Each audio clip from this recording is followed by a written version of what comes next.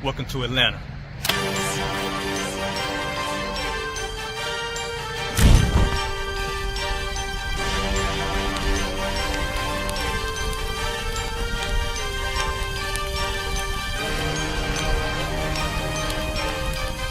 Christ, this Officer 5000, Jeremiah, the camp leader of Atlanta. Passover 2025, starting April the 9th, we got the lamb slaughter. April the 10th, we got General Muhammad's class. April the 11th, we got the black party that's gonna have the Hebrew graduation. April the 12th, in Atlanta, Georgia, the 56th annual Passover, the only Passover under Commander Yahanna. Our great and holy King has honored us for turning our lives from the darkness to the light, man. There's no greater gift you can receive than to wake up to the truth and then commit your life to saving your brothers, man. Looking in their eyes and seeing their faces and seeing what they've suffered and what they've gone through and seeing the end of it, man. It is a guaranteed seat in the kingdom of heaven, man. So in the name of our King Yahushua, we dedicate us another Passover of brothers and sisters' lives being saved. April the 13th, we got the Feast of Unleavened Bread.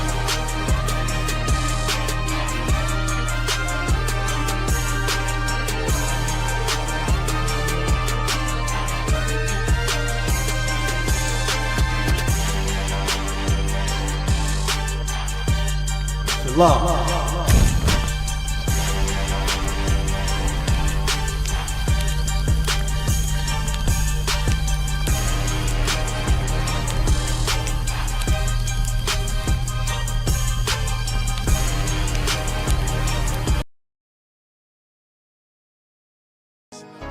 Any man give his life for Yahushua, Mashiach, and Christ, and fall up under that U.P.K banner, is my brother and my blood, and I will die and kill for him if necessary. Go to ground, go to ground, go to ground, go to ground, go to ground, go to ground, go to ground, go to ground, go to ground, go to ground. It's all about that warfare, boy. Give ground, give ground, give ground, back up, give ground, give ground, give ground, back up, give ground, give ground. It's all about that warfare, boy. Take ground, take ground, take ground, take ground, take ground, take ground, take ground, take ground. My soldiers take ground till I'm stand down. Take ground, take ground, take ground, take ground, take ground, take ground, take ground. My soldiers take ground till I'm stand down. Take ground, take ground, take ground. Now this ain't no movement, this a takedown. We will not be moved or intimidated. We ain't the type. You got a problem, tell them cross the fucking line. My niggas ain't polite. Soldiers to the left and right. I die for every man body. Before I be a coward, I'd rather be a dead body. This will be my kingdom when the hour pass. You can either get with it or get flipped like an hourglass. We live by honor and no excuse. Just sit the prayer up to the Lord. I told him, then let all the terrorists loose. Hold your tongue or get rebuked, cause you made a truce. With a race that made merchandise out of my abuse. Scared of who? You got your gun, then pull it. Me and my niggas start to argue, it's about who gon' bite the bullet. It gon' take round, take round, take round. Opponents better move slow. Attack dog for this truth. Nigga, cool yo. Go to ground, go to ground, go to ground, go to ground, go to ground, go to ground, go to ground, go to ground, go to ground, go to ground, go to ground. It's all about that warfare, boy. Give ground, give ground, give ground, back up, give ground, give ground, give ground, back up, give ground, give ground. It's all about that warfare, boy. Take ground, take ground, take ground, take ground, take ground, take ground, take ground, take ground. My soldiers take ground till I'm stand down. Take ground, take ground, take ground, take ground, take ground, take ground, take ground. My soldiers take ground till I'm stand down. Oh,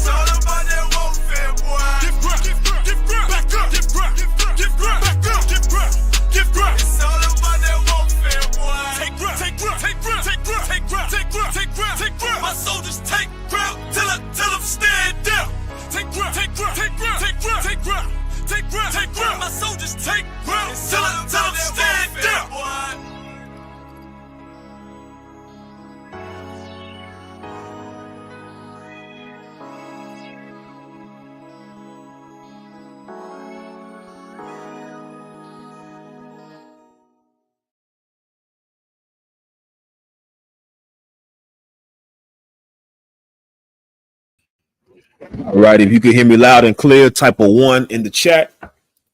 If you can hear me loud and clear, type a 1 in the chat. Make sure the sound is too wide. See who all we got up in here. Right.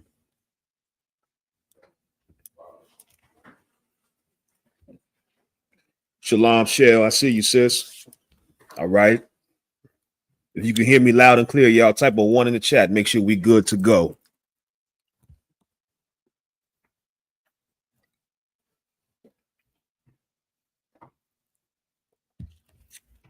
Okay. Shalom, Black Dazzle. I see you.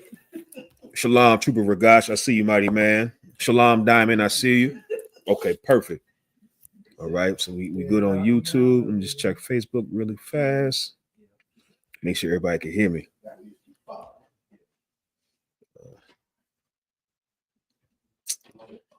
All right, perfect.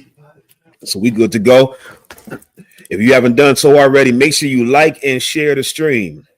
If you haven't done so already, make sure you hit that thumbs up and share the stream. Yo, family members are going to hear this tonight. Gonna. You understand? Shalom, young man Kev, I see you. Shalom, Shapala. Shalom, Timothy Charles, I see you. Most High Christ, all right? If you haven't done so, hit that thumbs up. You understand? Tap that thumbs up, man. It takes nothing from you to hit the thumbs up. And then share it. It takes a little bit more courage to share it. Because now everybody gonna know that you've been watching them crazy Israelite brothers. So it's gonna take a little bit more courage for you to share it. But you should have courage when it comes to the things of the Lord. Because here's the truth. You had all the courage to commit sin in the world. When you were living the lifestyle that you used to live, you had all the courage to do the things that were against God. Don't now come and serve God and you timid and you scared.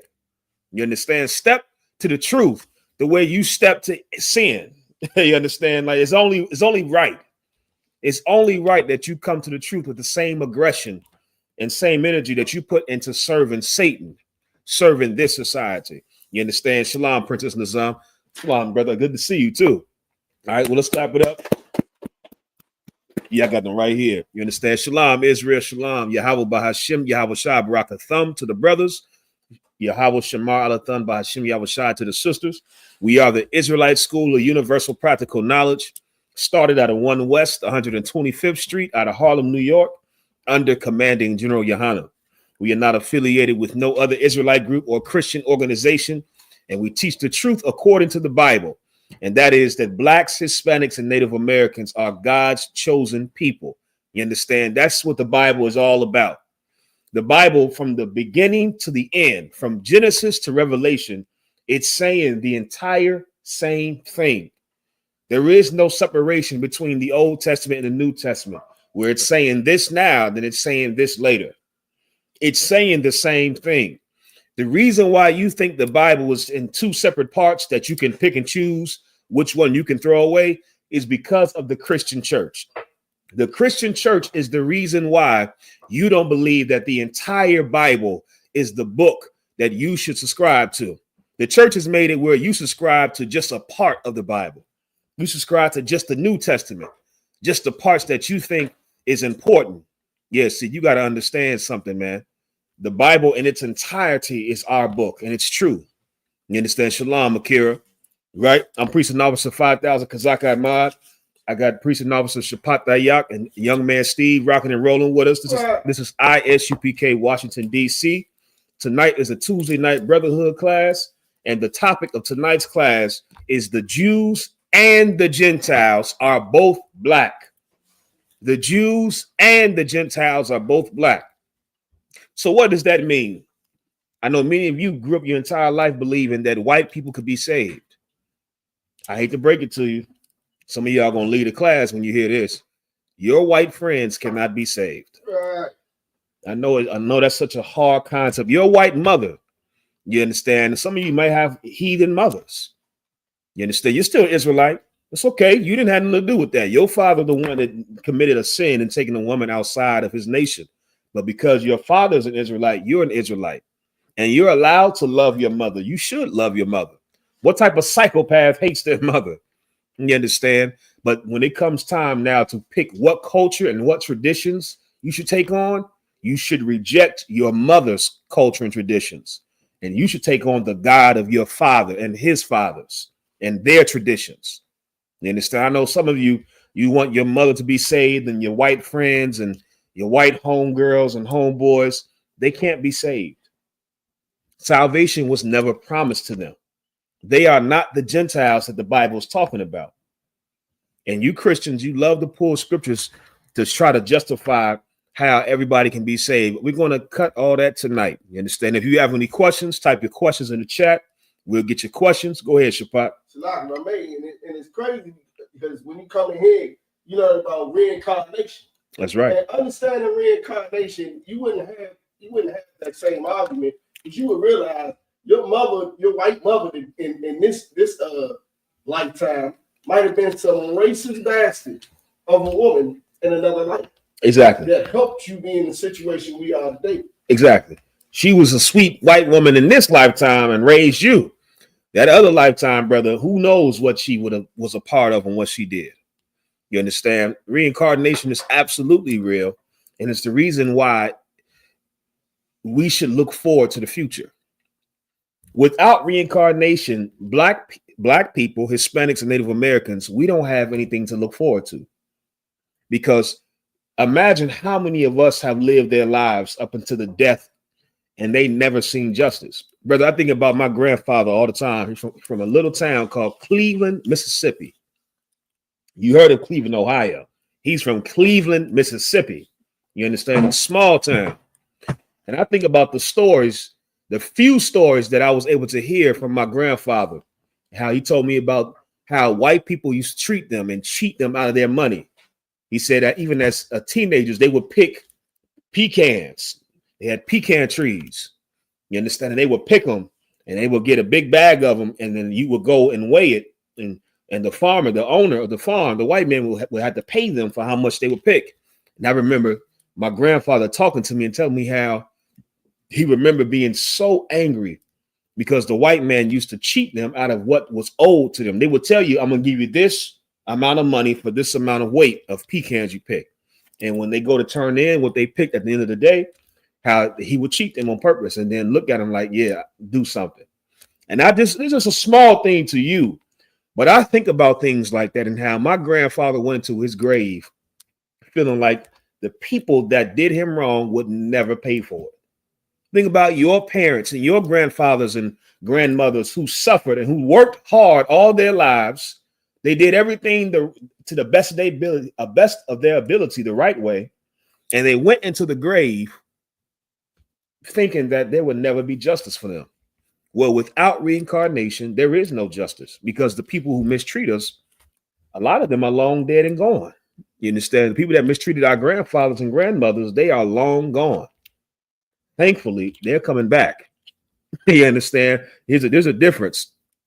A lot of you in the world, you don't understand hatred. We understand hatred in here. Our hatred is so perfect. We don't want our enemies to die. We want them to come back. You understand? You want your enemies to die. We want our enemies to come back on the earth. We hope to see you again. You understand? We hope to see all of you again. All of you slave masters, Thomas Jefferson, George Washington. You just celebrated President's Day yesterday. All you devils, I hope you come back and I hope to see you again. That's what I pray for. Go ahead, Shapat. Every time I come across a heathen or anything situation that has to do with heathen, and they cross me, I wish slavery on him. Please, Lord, let him survive or come back and be my slave. Please help. Brother, what you have is what the Bible calls a perfect hatred. You understand? And that's biblical. I'm going to give it to you right here. Get me Psalms chapter 139, verse 22. Shalom, young man Jermaine, I see you. Shale said, that's a beautiful thing. We will be in our kingdom together, just us. Yes, it will be. Yes, it will be. Such a beautiful thing. Shalom, Yahanna. Shalom, Arawadi, I see you. Just imagine a kingdom. And it's how you can't even really imagine it because everything that you have to base your experience off of is corrupted. But I'll give you an example. Anybody from DC, and I ain't talking about new DC, anybody that's born in the 2000s, you won't understand. Think about DC when DC was Chocolate City. And you hear anybody that's not from DC talk about how they were so shocked when they came to DC during that time and seeing how it was black people everywhere. Brother, to niggas in the world, this was paradise. You understand? It was just to see so many black people in a city ran by black people for the most part. You understand? That was mind-blowing to many of us. And even that in itself was heaven. We can't even, and that was full of crime, full of crime and rape and all types. That's when DC was the murder capital. Right. But even still, in its worst conditions, that was a slice of heaven for us to see so many of us. Could you imagine what the kingdom of heaven is going to be, where there will be no more crime, no more black on black murders and abortions and rapes and crackheads and boat heads? That's big out here. Y'all don't know what that is. You understand? DC is big on the water, the boat. You understand? No more of that going on. You got all of us, but none of the curses now that's attached to us. Shalom, Pagabawa, I see you. You understand? So read that right there. Psalms 139 and 22. Yeah. 139, 22.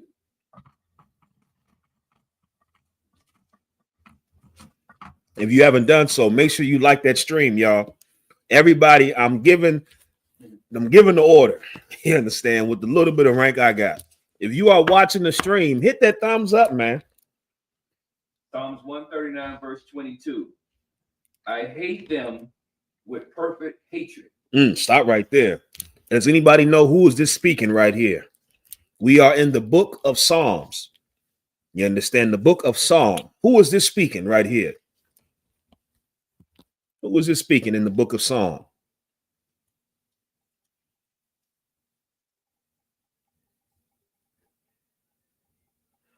Shalom, Rapaya Allah. I see you, mighty man.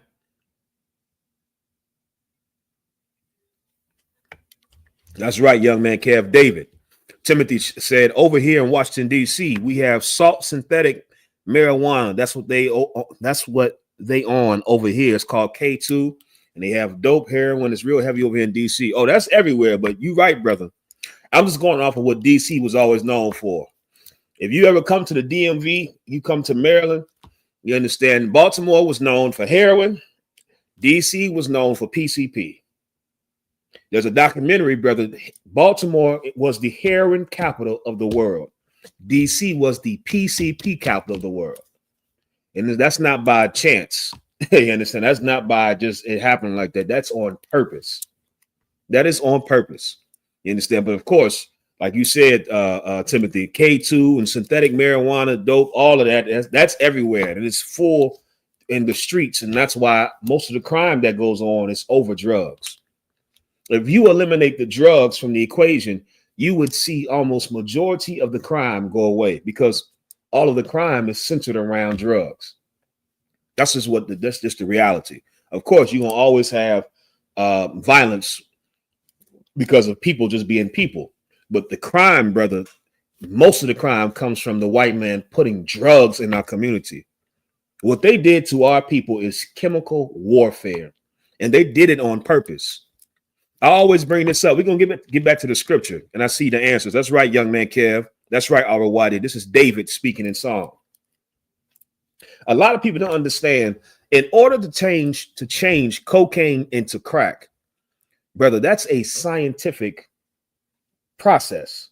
Meaning that's not something that you just you in the kitchen playing around and you drop something here and here on accident. Oh, what is this rock? That's not how that happened. I don't know if y'all understand that. That wasn't something that came about on accident. Shalom, Michael. I see you. You said you got a weed demon, Michael. You need help breaking it. Here's the first step, Michael.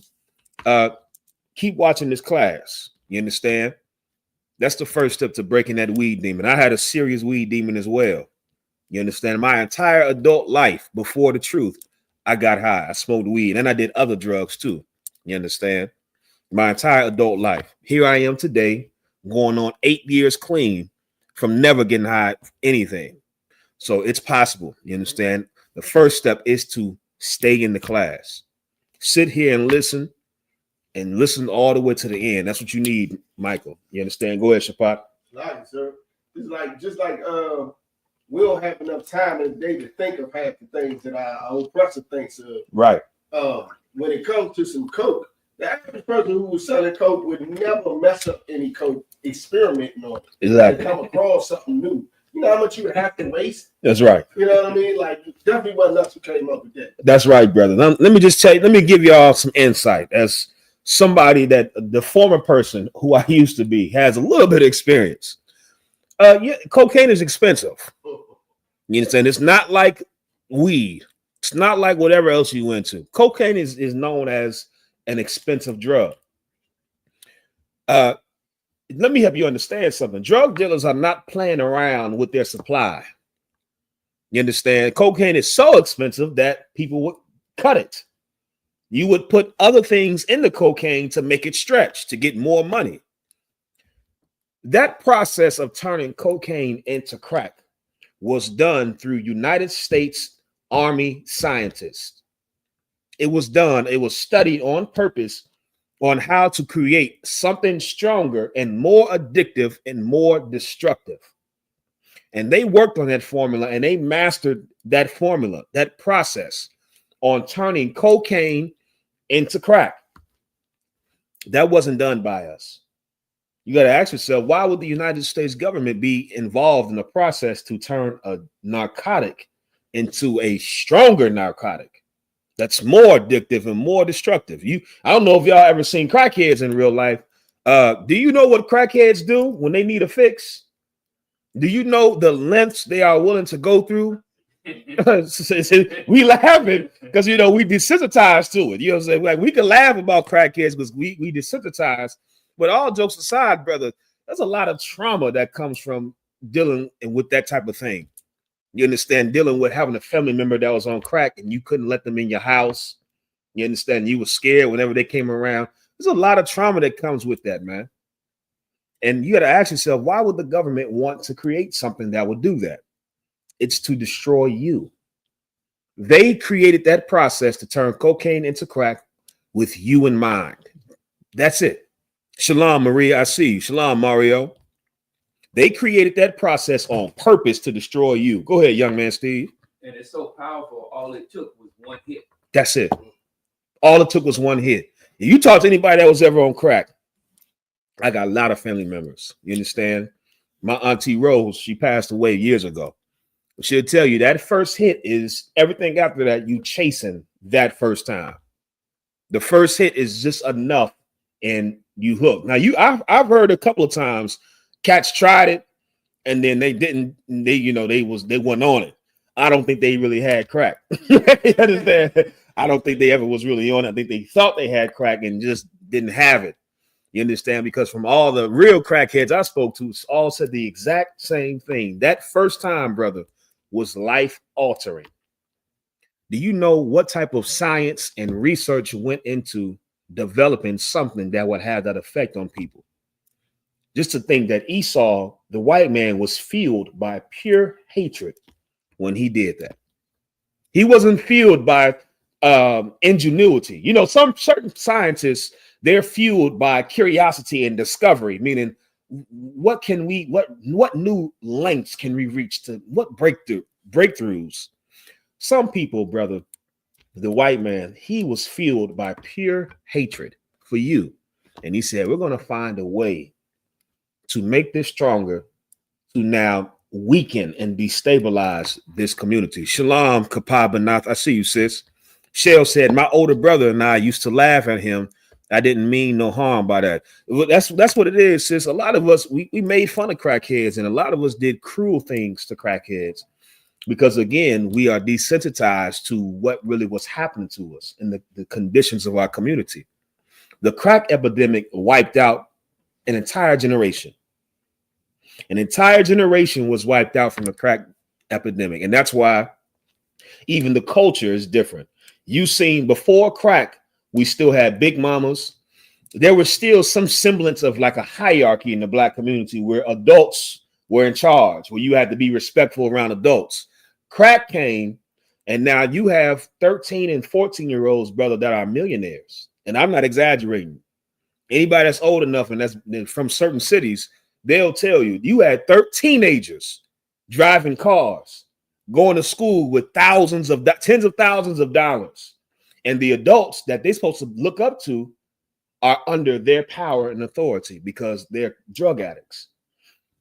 That's why there's such a break in our community now. That's one of the reasons, because of the crack epidemic. There's such a break in the hierarchy because it's from that generation on. Why do young niggas got to listen to old niggas? Yeah, you a fiend. You coming to me. You giving me your money to get high. Why I got to listen to you? Because you older than me. Yeah, the crack destroyed our entire community. And the white man did that on purpose. You understand? Read that scripture again from the top. Psalms 138. No, 139, verse 22. Mm-hmm. I hate them with perfect hatred. This is King David speaking. And he said, I hate them with a perfect hatred. You understand? Get me, Shapat, if you could.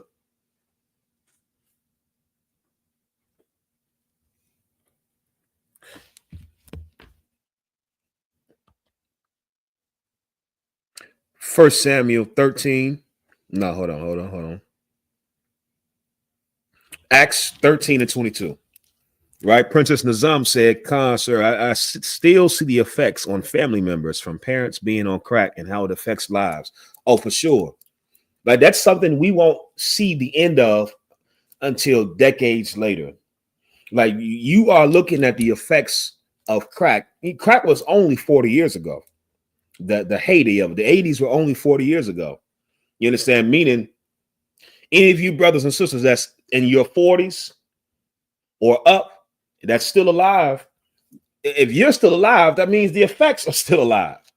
You understand? And so you got to imagine now, a lot of these children that are born are the children of grandfathers and grandmothers that were addicts. You don't think those effects still exist? Come on, man. And then we going off the premise that there are no new crackheads. There are still new crackheads. You would think after the crack epidemic that nobody will get high. Crack still exists, and there are new addicts. There are new crack addicts. So the effects are going to always be here until Christ comes back to save us. Or why you said the drill scene can't compare to what the 80s producing child murderers. You are not lying about that. Anybody that studies statistics, which I'm big on, I like numbers and data. The 90s, which was the byproduct of the 80s being so rough, the 90s was the most dangerous decade. 94 and 97 seen the highest murder rates ever in America, specifically 94 and 97. You understand? Prior to that, it was the 70s. The 70s was real rough. And then the 80s was known as like a party time. It was rough and it was wild, but it was like the party time. Well, like all good things, it produces a lot of violence on the tail end. And so a lot of people was partying in the 80s. And then you've seen the after effects now of crack. You understand? The 80s the crack was still fresh, still new.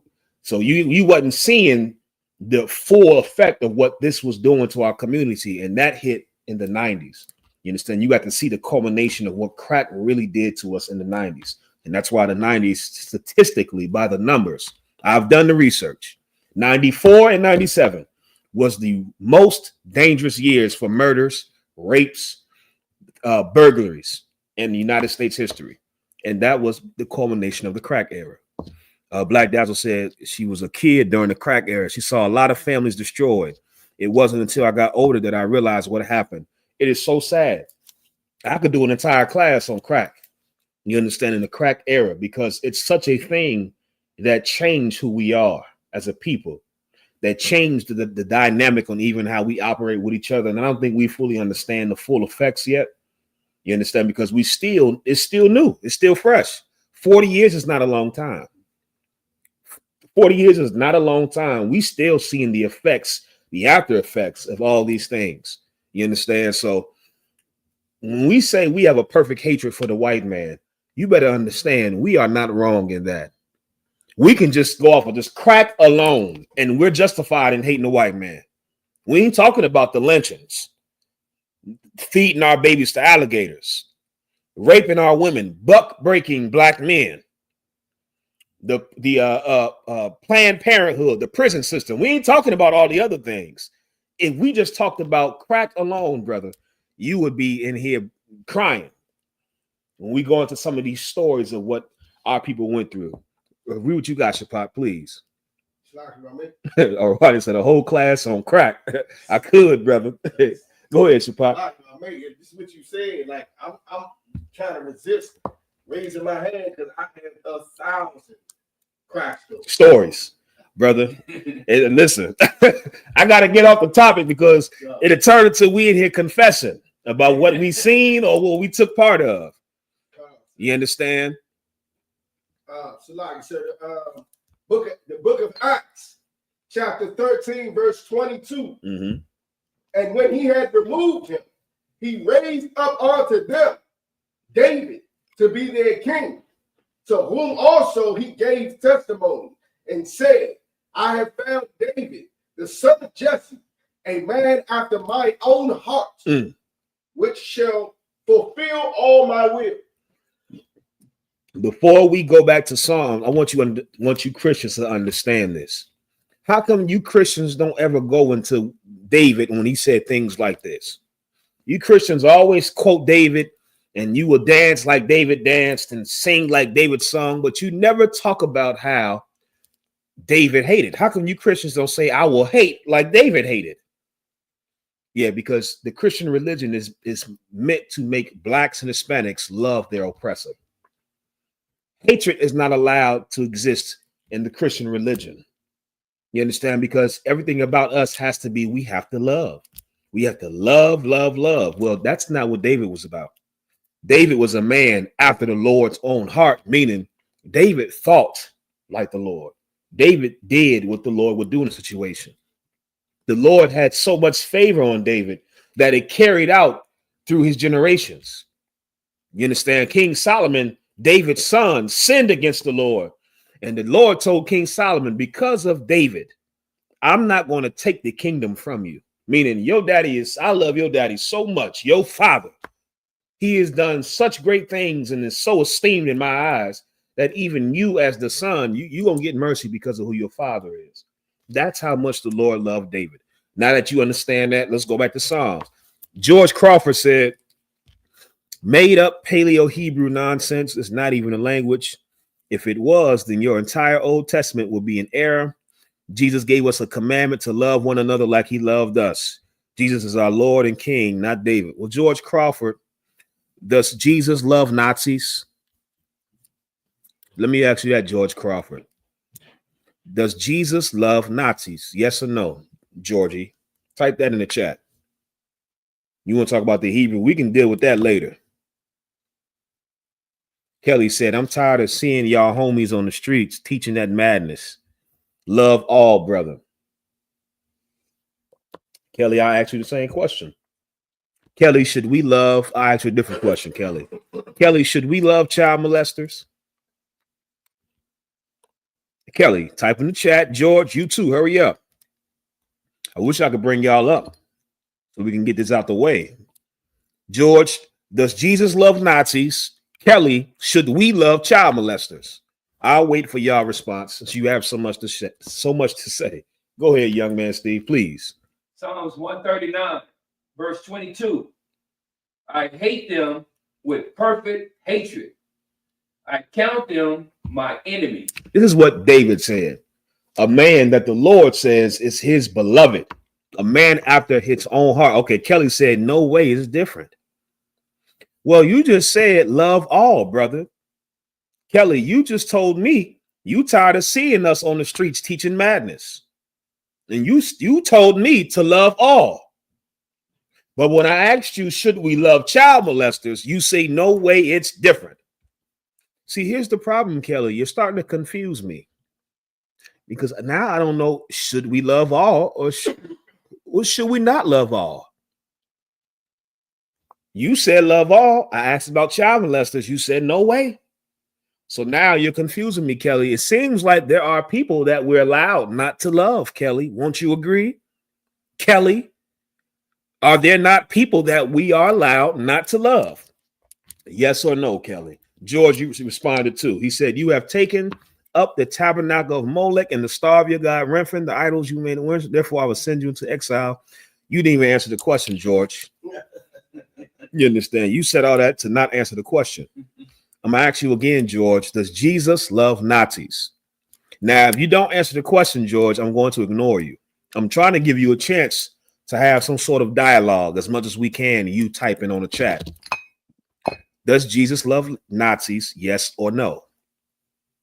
Right? Read that one more time. Psalms 139, verse 22.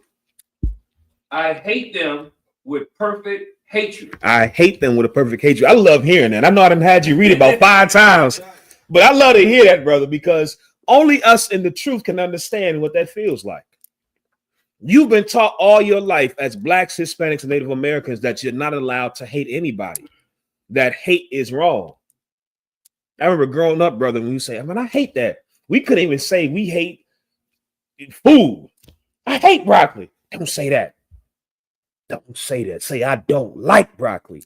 Hate is a strong word, brother. We have been indoctrinated as Blacks and Hispanics that we're not even allowed to hate. You're not even allowed to hate certain foods you don't like. You're not allowed to hate certain colors. We have been trained from our youth that hatred should not be a part of us. Go ahead, Shapat. It's crazy because the same people who say you wasn't supposed to hate and go to that church, the Bible says there's a time to hate. Yes, brother. You know I was going to go there next. There's a time to love. There's a time to hate.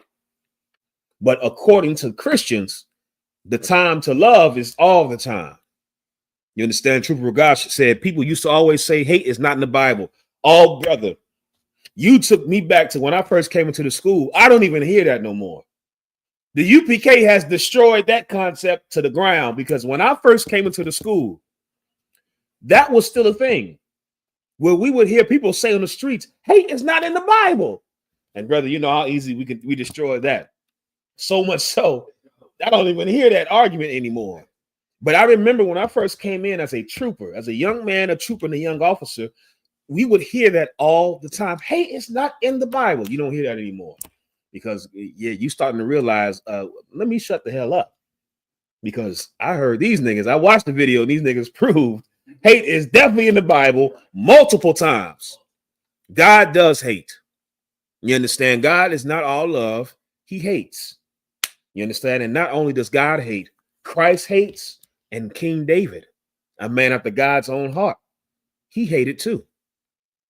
Now, what are you talking about where you don't have no hatred in your heart? Nigga, you're not of God. You understand? Anybody that says they all love, I stay away from. You understand? Because you something off about you. You're not of God. You don't have the Lord's Spirit because to have the Lord's Spirit is there's a proper time to have hatred for certain things.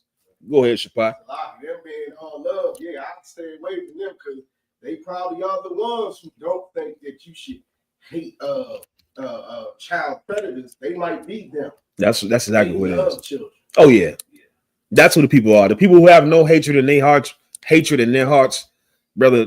Forget about it. Those are people you can't trust. You got to keep one eye open around. Don't bring your children or your wives around because, brother, they are bound to do anything. Kelly said, homie, y'all move like victims crying, begging for boo kiss and all that. Move on. God will not move and hate on streets. Kelly, I see you keep deflecting and going to different topics. I'll give you this, Kelly. You got more courage than George. George, he's a coward. What was his last name? Crawford? George Crawford, Kelly. I'll give you this, Kelly. You have more courage than George Crawford because he likes to run his mouth and then leave. He didn't answer the question. You at least answered the question, Kelly, but you're just as simple as George in this manner. We're not begging or crying for anything. White people hear the word of God from the mouths of the prophets, and they feel something that they've never felt for the first time in their lives. Conviction. That type of conviction can only come from the Lord. So when you see white people get on their knees in submission and humility to kiss the boots of the Israelite School of Universal Practical Knowledge, you better understand we didn't have anything to do with that. The Lord was the author of that. Right. You best believe, brother, if it was up to me and before the UPK, I would never let a white man kiss my boots. You understand? Ever. What? A white man kissing my boots? Sir, that is beneath you. Sir, you don't have to do that. Come on. We brothers. We all the human race. We all make mistakes. The old me would have never let a white man kiss my boot. And then I got the Holy Spirit. And now you should kiss the boot. You should do that and empty your bank account, because now I have the Spirit of the Lord. You understand? The Spirit of the Lord has given me wisdom and discernment to understand white people owe us so much more than just kissing the damn boot. Kissing the boot is just a small gesture that there is some remorse within these devils. But you better believe that's not enough for God. I hope you understand that, Kelly. You mad at the boot being kissed. I can go into the Bible with what the Lord wants from white people. You mad at them kissing boots? I can go into the Bible and show you what the Lord is pleased with, what he wants from white people. Do you want me to? You probably don't, because you probably white, Kelly. Akira said it's a huge burden off your back to hate what the Most High hates. You ain't lying about that. Even, you ever notice this? In the Black and Hispanic community, whenever people bring up the gay, somebody being gay or lesbian, when somebody ever talks about it, they always got to give a disclaimer, and I ain't against the gay community. Everybody should be able to do what they want to do. Love is love. There's a certain fear where people feel like they can't even hate a lifestyle that is clearly wrong. We've been destroyed, man. We've been destroyed, and you can't even have enough courage to tell the truth about hating a lifestyle that we all know is wrong. You know who knows living the gay lifestyle is wrong the most? Type in the chat. Who knows the LGBTQ lifestyle is wrong the most? Who knows that better than anybody? This is a question you should ask on the streets. Who knows better than anybody that the LGBTQ lifestyle is wrong? Shapat? I'm saying LGBTQ. LGBTQ. You understand? The people that live the lifestyle. That's why there's such a push. There's such a fight for, and I ain't talking about white people, because white people are naturally deviants. So it's not a big thing for them to be gay or lesbian. That's just a lifestyle choice. I'm talking about gay or lesbian, Black and Hispanics. There's a certain shame that comes with living that lifestyle. And that's why you talk to anybody within our community that's within that lifestyle, they suffer with depression. They suffer with all types of anxiety and mental illness and sadness. It's because the lifestyle they're living, their conscience knows it's wrong. And I know some of you are going to say, but that's because society has told them it's wrong. That's not why. Because how come white gays and lesbians don't have that same type of stigma attached to them?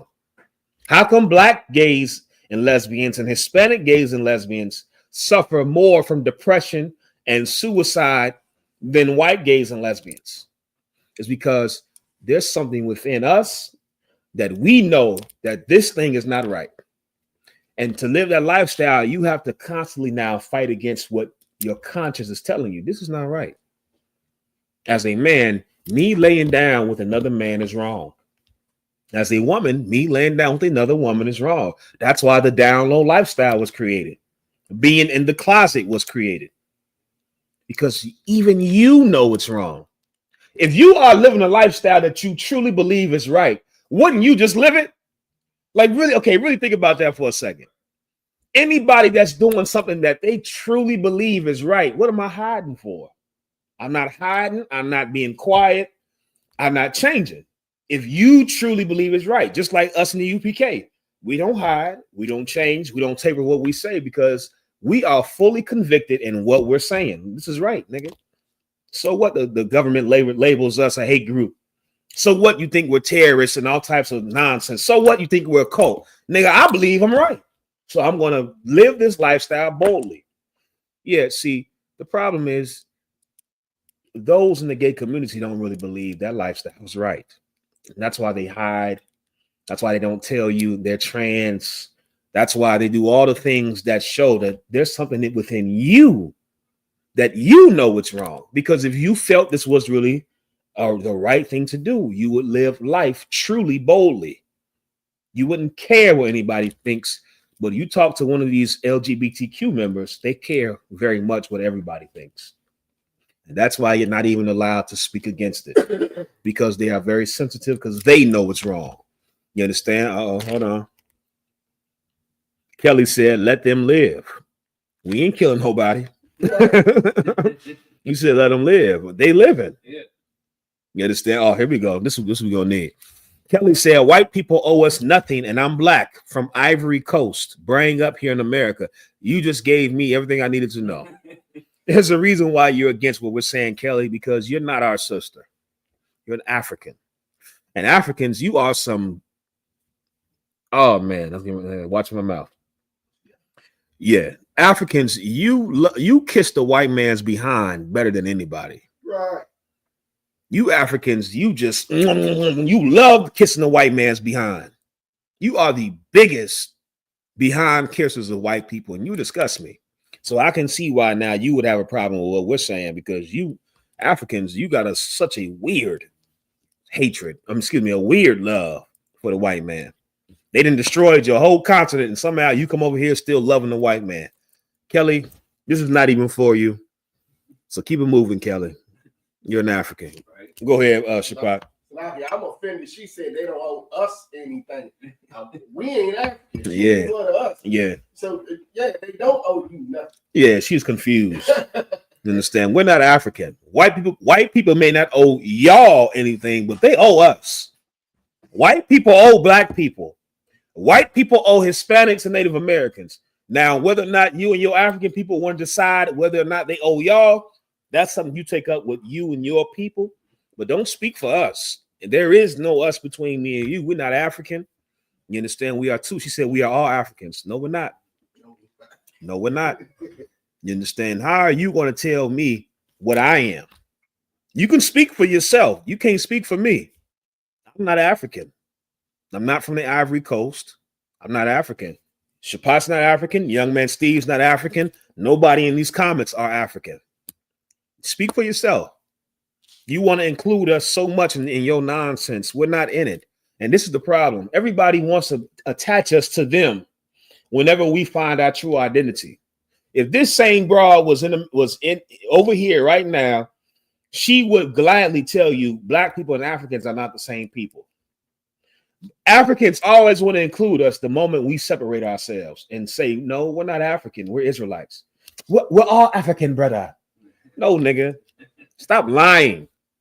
If we was on here saying we're African and we were claiming Africa, you would disown us.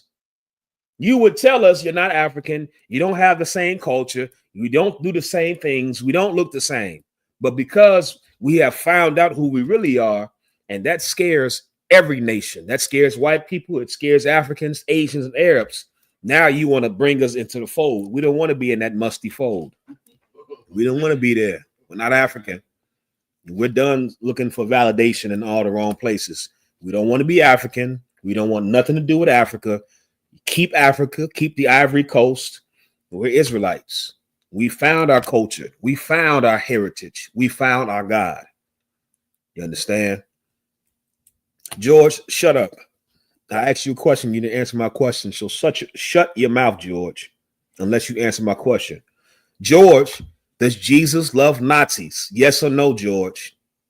Rapayala said, wait, the same government that put crack in our neighborhood label us as such and such. I see, right. That makes sense. Right. Right. So what scripture we have? We're going to drop Psalms.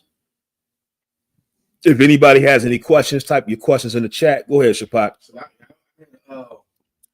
had a precept you wanted, Oh, please. Oh, I want that for sure. Please, Shapak. Book of Isaiah, chapter 14, verse 21. Prepare slaughter for his children, for the iniquity of their fathers. Ooh-wee. They do not rise nor possess the land, nor fill the face of the world with cities.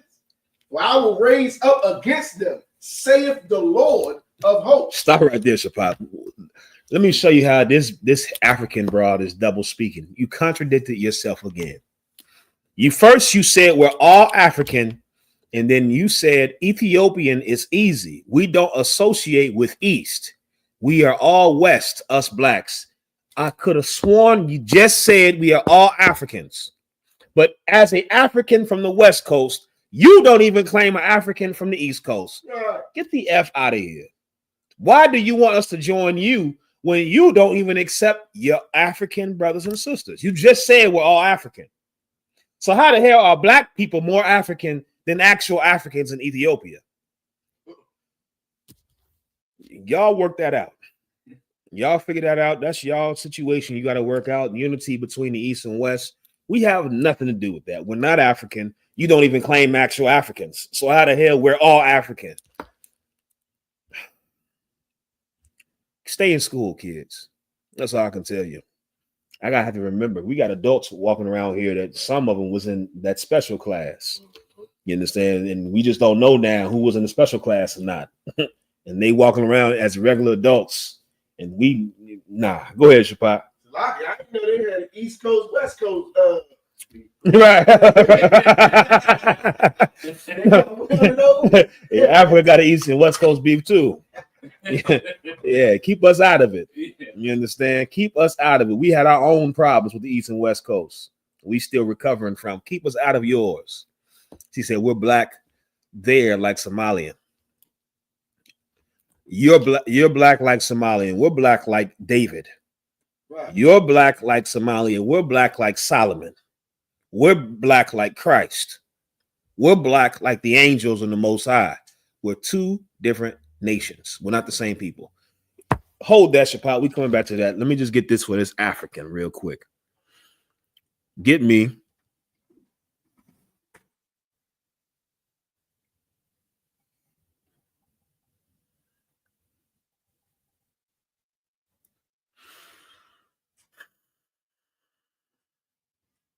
sluggy. My phone was slow.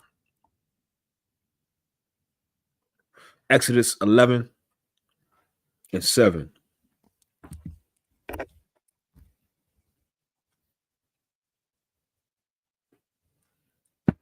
If y'all haven't done so, make sure y'all like and share the stream. You understand? Not only is it important to push the truth, but it's clear that there's a lot of misinformation and lies that exist out there. And this African woman, don't be fooled by this African. You understand? She knows Africans are taught. Don't get it twisted. Black people, you can excuse a black person because we were taught lies. Africans are taught the truth about us not being the same people. She knows, her people knows we are not the same people as them Africans. Everybody knows it. You can't sit here and try to lie to me and finesse us into believing somehow we long lost Africans. I talk to Africans, Nigerians, Ghanaians. They will tell you we are not the same people. They know we're not the same people. Their forefathers sold our forefathers because even then they knew we weren't the same people. Africans did not sell Africans into the transatlantic slave trade. Africans sold Israelites, the people that they wanted out of their land for hundreds of years. You read the history of how we even got to Africa in the first place. We're not even indigenous to Africa. That's not where we come from. We fled into Africa, fleeing the Roman persecution. And even when we were there, we were fighting with all you African tribes. So much so that we had to migrate all the way over to the damn West. And when we found a spot where we thought we can make it our own within Africa, then you now brought the white man you rounded us up and brought us to the exterior of the West Coast to sell us to the white man because you didn't want us within your land. And I understand that. That's rightfully so. We're not the same people. You know that. Your father knows it. Your family knows it. Read what you got, please. Book of Exodus, chapter 11, verse 7. But against any of the children of Israel shall not a dog move his tongue. Right. Against any of the children of Israel shall not a dog move his tongue. This is the Lord speaking about what was happening at the time. The Lord was plaguing Egypt. Egypt was an African land. If we're the same people, it's such an easy cut. If we are the same people, why did the Egyptians not enslave Egyptians? Why did the Egyptians enslave the Hebrews? If we're all Africans, if we're the same people, how come the Egyptians didn't have Egyptians in bondage? They had Hebrews in bondage, the Israelites. Why? Because they knew we are not the same. Just because we're dark skinned, just because we live in the same land, does not mean we are the same people. And that was an understanding back then. It wasn't hard. You understand? The Lord says, so the Lord started to plague Egypt because Egypt had us in captivity. And the final plague was the Lord killing the firstborn of everything Egyptian. But the Lord did not kill any of the Israelites. Why? Keep reading.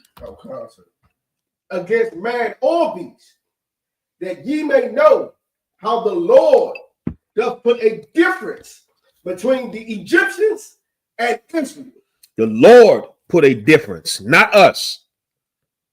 Not us. Even before the truth, I couldn't stand you stinking Africans. But now I come into the truth and I found out there's a reason why I could never stand you. Because the Lord put a difference between the Israelites and the Egyptians. There's a difference between us. And everybody knows it, man. Like, stop playing with me, man. Like, you insulting our intelligence. Let me ask the chat. Maybe I'm tripping, y'all. Let me ask the chat. I'm tripping, young man Steve. I'm tripping, Shapap. Let's ask the chat. Kelly, this chat is filled with black people. I hope you know that. Let's ask the chat. Before the I.S.U.P.K, before the truth, did you know there was a difference between Africans and black people? Now, I want you to tell the truth. Do not say what you think I want to hear. Tell the truth so we can get a good result. Before knowing the truth, did you recognize that there was a difference between black people and Africans? Pagabawa said no. Well, that's honest. You understand? That is honest. Black Dazzle said absolutely.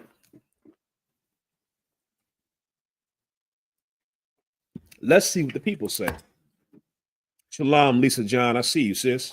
Cheryl said, yes, I did. Michael said, I talked to some Africans and they say they came on slave ships. Princess Nazam said, Khan, she did. Young man Kev said, yes, because of their aggression and smell. Lisa John said, Khan. Right? Bobby Prasad said, yes.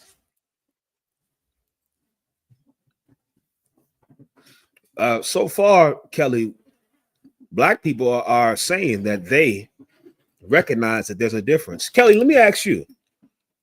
That's what I should have started with. Let me ask you, Kelly. Do you recognize that there's a difference between black people and Africans? Lisa John said always was a big difference. But Gabawa said maybe because DC Africans be changing up. Well, that's what I was going to give you. If you in the DMV, because I'm not from here, I have a better perspective on things. So when I came over here, brother, I don't know if y'all know this, if those of y'all that's from here, this area has an abnormal amount of Africans. Very abnormal. It's not normal. Where I grew up, we didn't see Africans. Africans wasn't around us. We had one or two, and we bullied them niggas. Them was booty scratchers. You understand? We wasn't used to seeing Africans. I moved over here, and brother, the DMV has a abnormal amount of Africans. You understand? So rightfully so, if you're from this area, it might be a little confusing because the Africans over here have tried to blend in and try to assimilate themselves into black culture because black culture is better than African culture. You understand? Let me see what we got. Hold on. Let me get some more of these comments. Excuse me. Uh-huh. We are? Is that it right there? Oh, okay. Michael said, yeah, I didn't because I had an African dad and West Indian mom, but still for the difference. Well, Michael, if your biological father is African, Michael, that will make you an African. So that's why you wouldn't see the difference because you would be an African, even though your mom is West Indian. She would be from the tribe of Benjamin of the 12 tribes. If your biological father is African, Michael, you are an African. You are what your father is. Shapala said, I did, but was always challenged about it. And I understand. Lisa John said, all this was a big difference. Mario said, that's right, Kelly. Sit there and learn something and bring that to your tribe and let them know we are the real Jews. That's right. Yahanna said, yes, she noticed a difference. Lisa John said, they never liked us. Nope, they never did. Kapabanov said, Khan, so their customs are bizarre. Yes, they are. Shell said, you remember back in 88, they changed our identity. Yeah, before that, we weren't even African nothing. Jesse Jackson did that, the whole African American thing. Before African American, brother, we had no association with Africa. We were Negro, niggas, colored. Then in the 80s, somehow we became African American. There's nothing African about us. Yahanna said the features aren't the same at all. Lisa John said they all over DC and New York. Yes, they are. New York and the DMV you see so many Africans, it's ridiculous. But I think the DMV has the highest concentration of Africans. Kelly said there was no difference at all. Well, God said something different. That's why we pulled the scripture. Even if nobody's seen the difference, God already said there was a difference. I just wanted to hear the opinion of the class because I like to get what you all think. But even if everybody on this chat said, nope, never seen a difference, guess what? I already got what I needed. God said he put a difference between the children of Israel and the Africans. God put a difference between us. We're not the same. No matter how much you try to make us be the same, no matter how much you try to join us together, God already established we're not the same. Right? Okay, Michael says stepdad was African. Okay, no sweat, brother. Okay, I feel you. I figured that was the case. I just wanted to verify. Young man Kid said also the head shape. I didn't want to say it, but I was going to go into that. Africans, you got heads like minivans. You got heads like Dodge Caravans. I know an African by that head shape. It's just straight flat in the back. You understand? Not all Africans have heads like that because Ethiopians have bubble heads, small chins and big bubble heads. You understand? But you know an African when you see one. Here's the thing that nobody tells you. Africans, you may not know this, but black people, we know you. Right. You understand? You probably never heard this, Africans, but black people, we spot you out of everybody. We see you. You stick out because you're not one of us. You don't look like us. You're not like us. Your spirit is not like us. We know you. We spot you. We can point you out. If you were to give me a lineup of 10 people and 9 of them were black and 1 was African, I can spot the one African every time with a 98.3% accuracy rate. You understand? Michael said, I meant to say I did. Oh, okay, I got you. Because your stepdad was African, you did know the difference. That makes sense. I got you, Michael. No sweat, brother. All right. Hold on. All right, so now let's get to the hold on. Y'all going in on these Africans. Kelly, I hope you read these comments. I don't have to say nothing else at all. Read the comments. You understand? We're not all Africans, and the black people in the comments will let you know that very well. Well done, everybody. Well done. Give yourselves a hand. Right? So now, read what you got. Difference between Africans and Egyptians, and then we're going to go into Babylon and Timbuktu. I'm going to show you how we even got to Africa in the first place. Exodus 11, verse 7. But against any of the children of Israel shall not a dog move his tongue against man or beast, that ye may know how the Lord do put a difference between Egyptians and Israel. That's what God said. All jokes aside, you understand? The Lord made a difference. You understand? The Lord separated us. We don't even come from the same forefather. Africans come from Ham. That's their forefather. Noah had 3 sons, Shem, Ham, and Japheth. Black people, so-called black people, Hispanics and Native Americans, we come from Shem. Africans come from Ham. We're not the same. We come from 2 different forefathers. Biologically, we're not the same. Go ahead, Shapak. It's like I got to tell her too if you want to bring that out. Yes. I think I read. She said West African, soul West African. Yes, I seen that. Let me say something to George. George, I have no problem addressing your scriptures. And here, George, you're pulling some good scriptures. I want to address the scriptures you're pulling. George, I won't address anything until you answer my question. If you can answer my question with a yes or no, George, we'll go into the scriptures you're pulling. But make no mistake about it, you are going to answer the question if I'm going to address the scriptures you're pulling that you say destroys us. George, I want to give you another chance. George, does Jesus Christ love Nazis? Yes or no? If you can answer yes or no, George, I'll address these scriptures. Please, Shapat, read what you got. Okay, sir. This is from the book From Babylon to Timbuktu. In the year 65 BC, the Roman armies under General Pompey captured Jerusalem. In 70 AD, General Vespasian and his son Titus put an end to the Jewish state and with great slaughter. Stop right there. So then we slow it down. You know, I know I'm doing a lot of talking and we joking, but let's get back to the teaching, right? So now, what we just read is the account of actual history. It says in 65 BC. You understand? 65 BC, Israel was taken over, meaning it was under enemy occupation. If anybody wants to know what that looks like, think about during the George Floyd protest back in 2020 and how the National Guard came into the cities, came into Minneapolis and other cities. That's what happened here to Israel. The Roman government sent soldiers into Israel to now police Israel. This wasn't regular police. These were soldiers. You understand what you would call today martial law. Martial law was declared by the Romans, and they sent in Roman soldiers because there were so many, they don't talk about this, there were so many revolts and riots. Our people, we were rioting in Israel against the Roman occupation.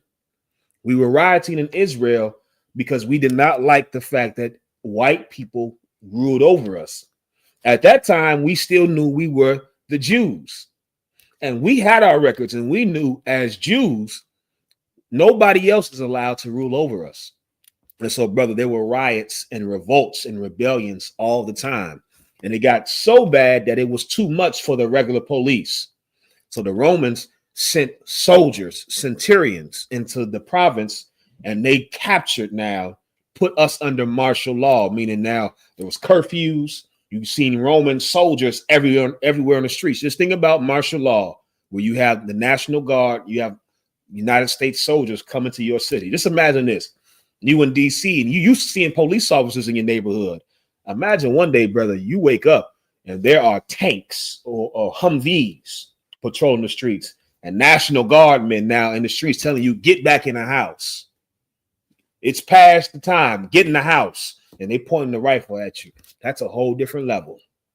And our people, brother, that's what happened to us in 65 BC. Go ahead, Shapat. Like I'm about to say, it's crazy because we had that. They weren't telling us to go in the house, but you used to wake up and at the end of your block, end of the street, it'd be a Humvee right there, about 4 soldiers, and they had the M16s, and they were sitting there with spotlights on the whole, neighborhood. See, nothing new.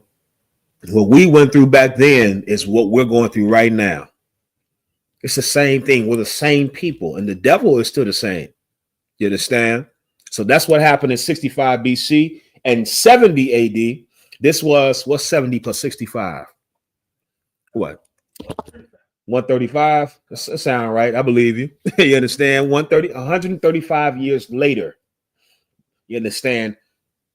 This is after this occupation, 135 years of this occupation.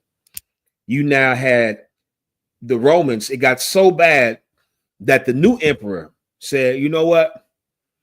We didn't let these people try to have their own govern themselves, even though we weren't governing ourselves because they ruled over us. But the Romans got so frustrated with all the rebellions and revolts that they said, you know what?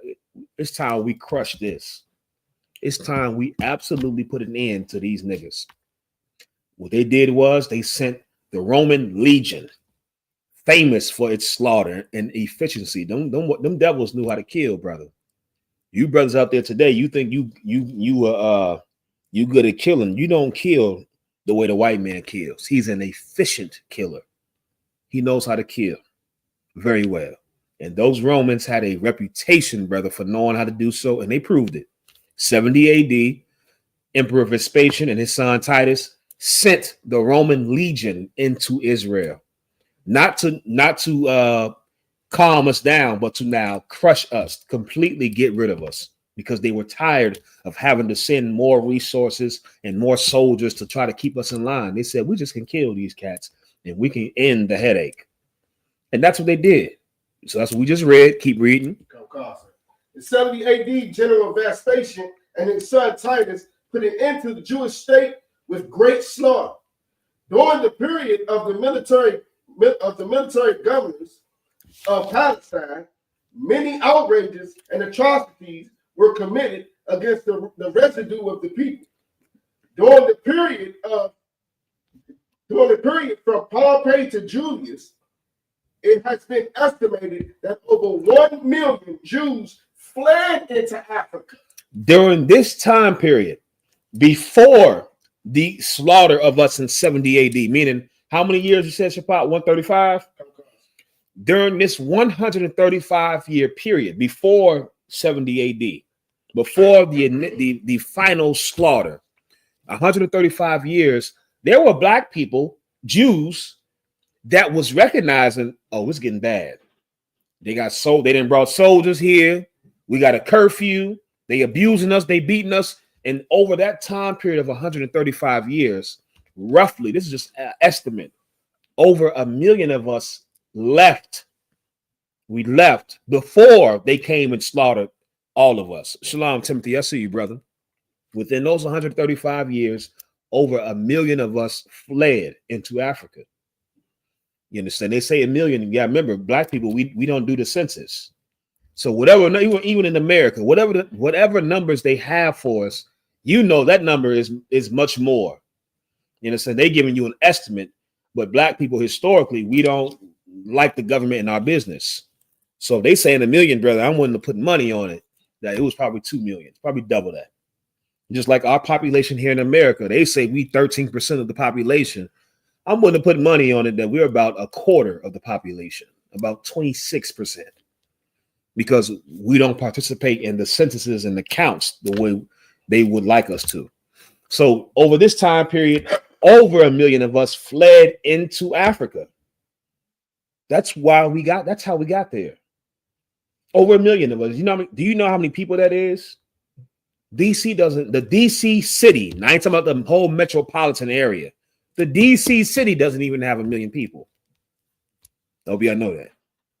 DC has about 600,000 people. Oh, wait, I might be a little off. Take it here or there. DC doesn't have 1 million people. The city itself. 1 million people is a lot of people, brother, to flee somewhere. Go ahead, Shapat.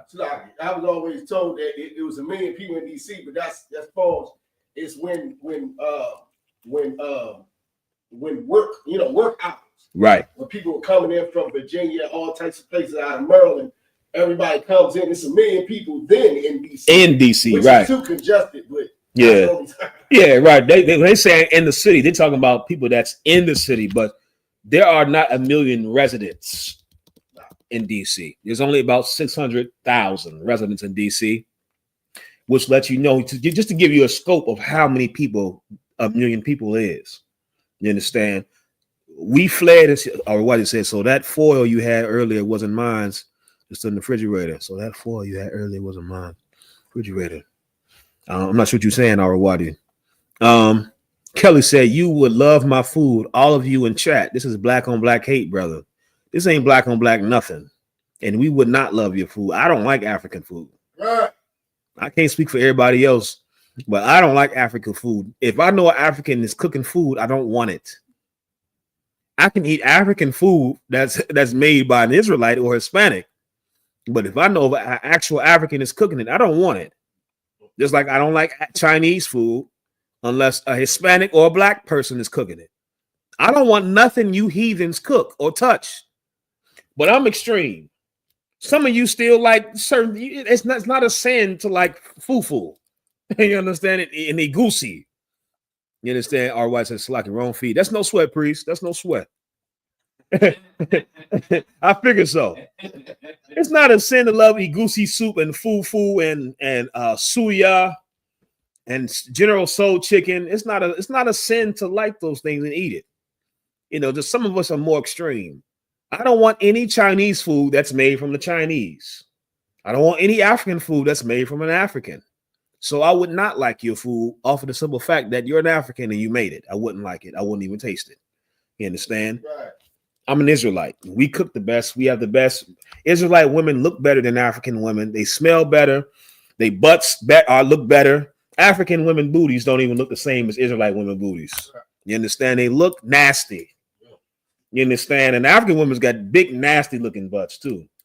Big, nasty. I see some brother try to tap me on the shoulder. I was in the store. He trying to tap me on the shoulder. Look at this woman. She had a big old, just big, stupid, nasty looking backside. And he pointed me to look at that. And I'm looking at her face like, she African. Oh no. Oh no. I could tell by the backside if she wasn't a sister. This is a lazy booty. You understand? Lazy, musty booty. So like, I'm getting carnal. You're not the same as us. Black and Hispanic women are better than you. They're better. Black and Hispanic men are better than African men. We're not the same. Kelly, you should just leave. Can't you tell you're not wanted here? Kelly, just leave for your own sanity. Because I'm just gonna dog Africans the rest of the class. Right. Just leave, Kelly. Leave. Fight back and leave. Go ahead, Shapat. I can tell African women from the back if they slide their feet. They like slew foot or whatever you call it. They slide their feet. They don't really pick up their feet. You know. Brother, that's that notorious lazy walk. All African women got that lazy foot sliding walk. I'm telling you. You can tell, brother. Africans don't understand this. Black people see you. We see you. You do things that we just know you're an African. You are an African. You're not us. You're not one of us. No matter how much you try to blend in. And one of the chief things, like Shapat said, with you African women, you have a lazy walk. I can't stand it. You have a lazy walk. But I'm gonna get off of it. Let's just stick to the Bible so they won't say this is bullying. Let's stick to what God says about Africans, right? So now 1 million of us fled into Africa. That's how we got there. Go ahead. Okay.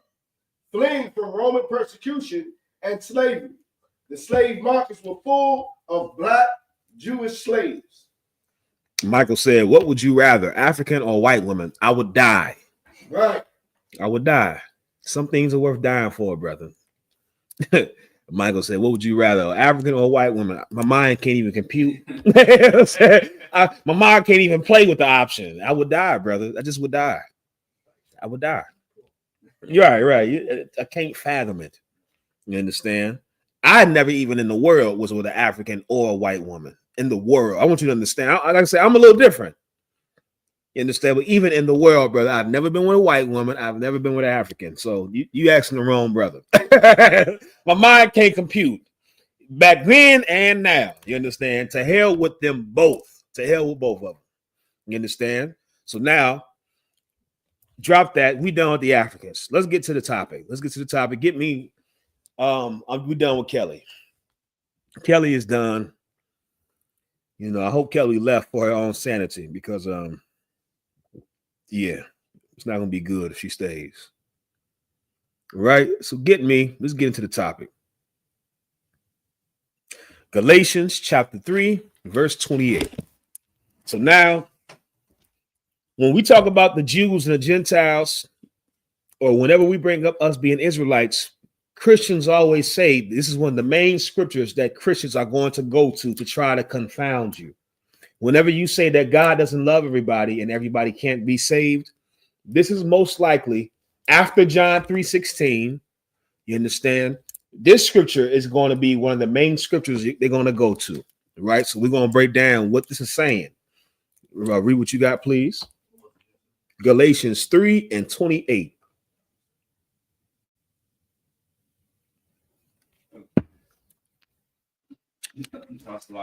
No sweat, mighty man. Now, Galatians chapter 3, verse 28. There is neither Jew nor Greek. There is neither Jew nor Greek. Before we go any further, Shalom, young man DeCarlo, I see you, brother. You understand? Before we go any further, who wrote the book of Galatians? Type in the chat, who wrote the book of Galatians? It's good to understand context. Context with everything. Knowing who the author is, knowing who's the intended audience, knowing what time period, all those things factor into the overall message. Haran said, Paul, that is correct, brother. That's right, Lisa John. The apostle Paul wrote the book of Galatians. That's right, Pagabawa. Paul. So now this is one of the many books that the apostle Paul wrote. Paul is saying right here that there is neither Jew nor Greek. Keep reading. There is neither bond nor free. Neither bond nor free, meaning there's not Jew or Greek, slave or free man. Go ahead. There is neither male nor female. Right, man or woman. For ye all one in Christ Jesus. Paul is saying you all are one in Christ Jesus. Christians will pull this scripture to try to say that we are wrong as Israelites by creating a separation by saying Christ only came for Israel. They'll say that's not true because Paul said there is neither Jew nor Gentile. Here's the problem. You don't understand what a Jew is, nor do you understand what a Gentile is. Shapat, you got your Bible dictionary with you? Perfect. Let's get that for me. Go ahead, Shapat. The cut right there in what's the name? Not necessarily all the way, but it only says something about Jews and Greeks. What about the rest of the world? Well, that's the logic. Because you in here, what you said is so practical and logical, like outside of the Bible, that's logic. If you're telling me that this is for everybody, how come Jews and Gentiles, or excuse me, Jews and Greeks are the only two people mentioned? Right. Logically, that would mean that if you're not Jew or Greek, you can't be saved because that was the only two people that were mentioned. Those were the only two nations that were mentioned, Jew or Greek. Here's the problem you're going to have when you battle Christians. Logic does not apply. They don't have a sense of logic because their argument is built on fallacies, errors, things that you can poke a hole into. You understand? Like whenever you put it under a microscope, you're going to see it can't stand. And that's why Christians teach that you are not allowed to debate the Bible, because Christians know that the moment you start to put a spotlight on what they believe, it can't stand.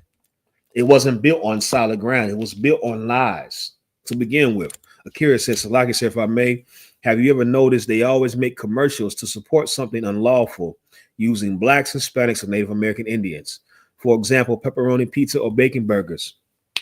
I not only have I noticed it, I'll give you one further. Watch any TV show that you watch. I do this with my rib all the time. Whenever I'm forced to watch something that I do not want to watch. Watch any TV show and look at who they make the gay person or the lesbian. Right.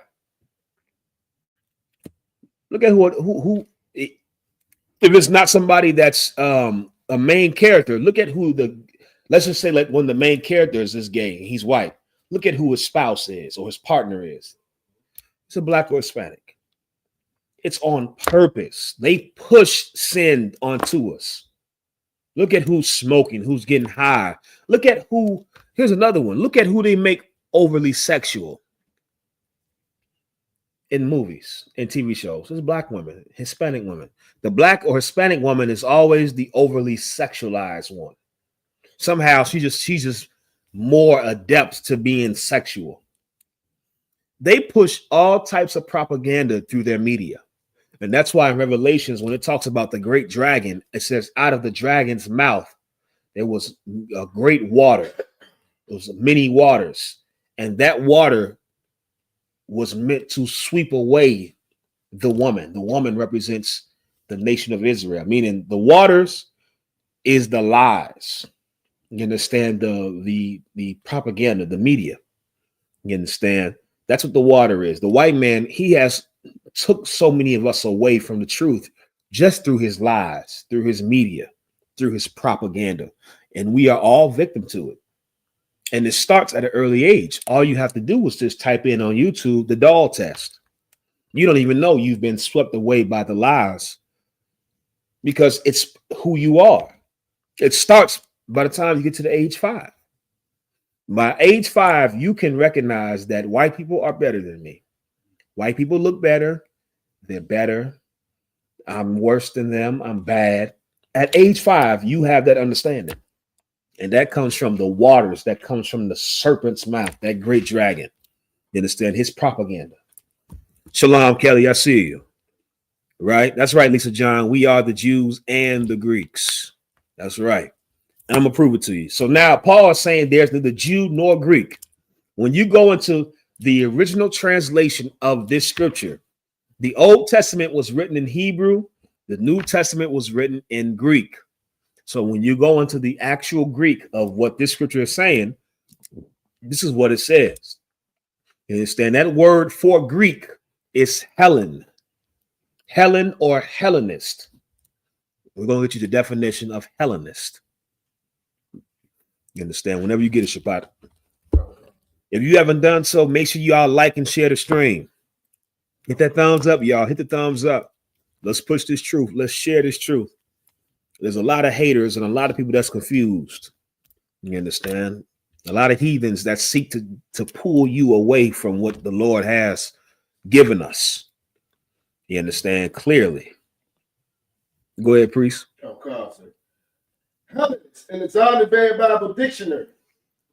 Jews who made Greek their tongue, and with it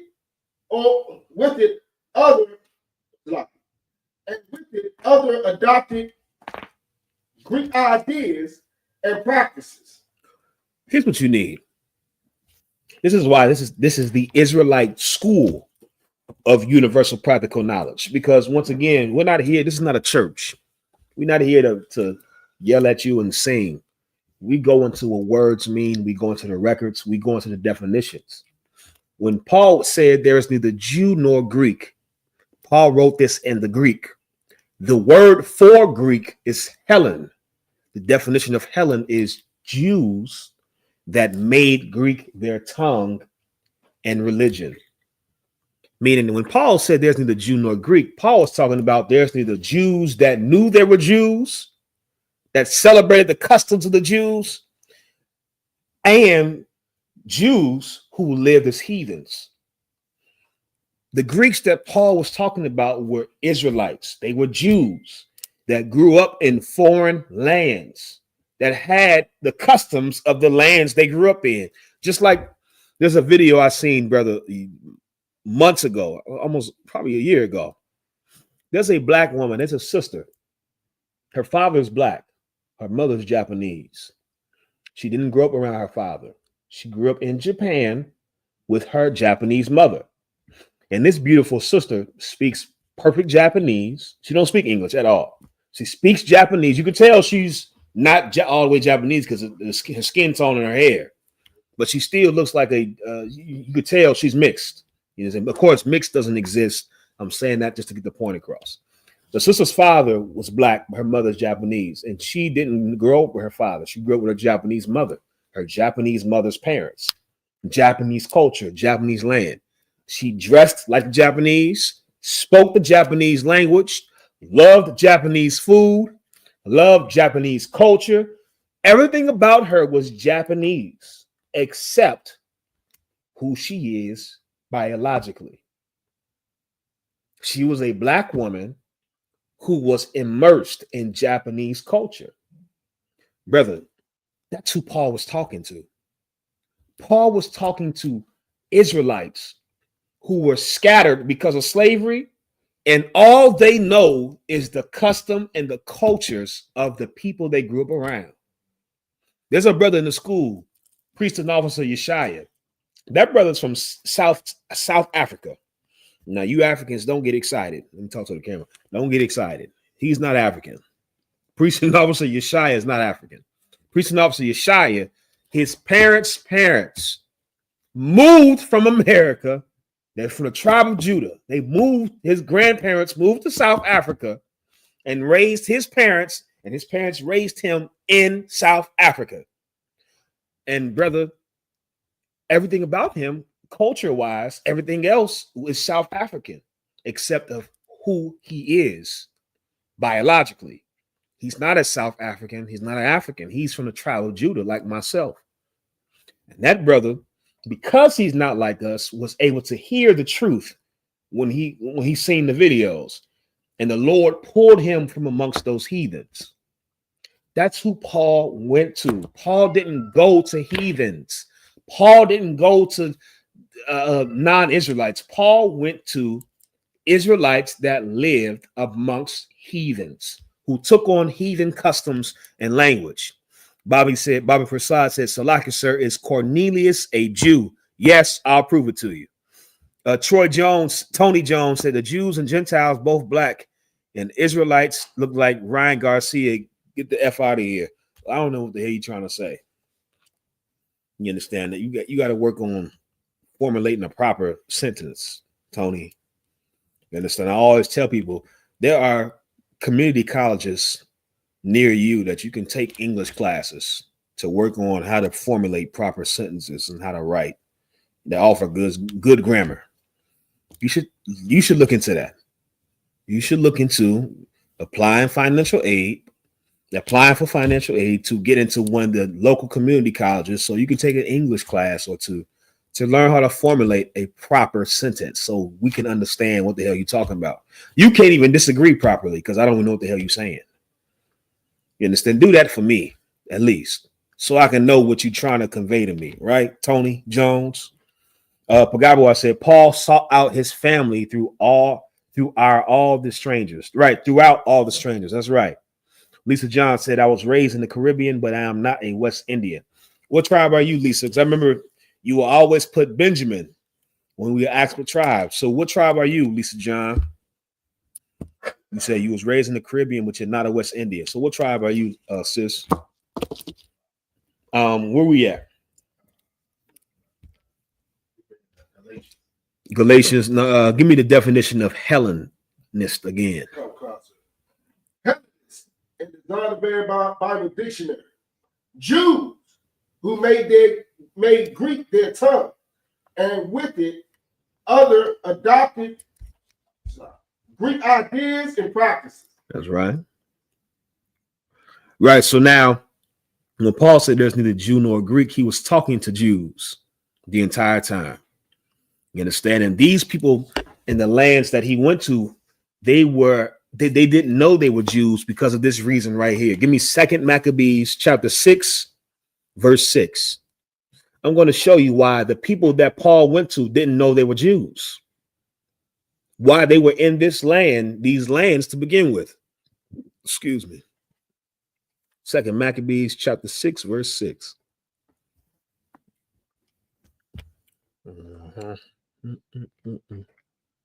He said, tribe of Benjamin. I was raised in the Caribbean, but I'm not a West. I got you saying now, sis. I got you.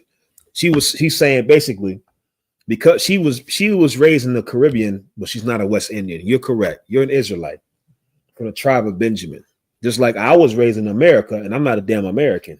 Don't call me American. I'm not a patriot. I'm not American. I'm an Israelite from the tribe of Judah. You understand? Just like let me see, the brother Mario. You understand? Young man Mario that's on here. You understand? Him and his rib Maria. Mario is from the tribe of Zabalawan. Mario is not Panamanian or Guatemalan or whatever else is within that area. Mario is an Israelite from the tribe of Zebulun. You understand? You are not what you're from. You understand? Where you're from doesn't make what you are. And I might be saying it a little confusing. I'll make it simple. A Chinese person that's born in America, what are they? A Chinese person that's born in America, what are they? Type in the chat. A Chinese person born in America, what are they? Go ahead, young man Steve. Chinese. You see how not hard that was? That wasn't hard at all.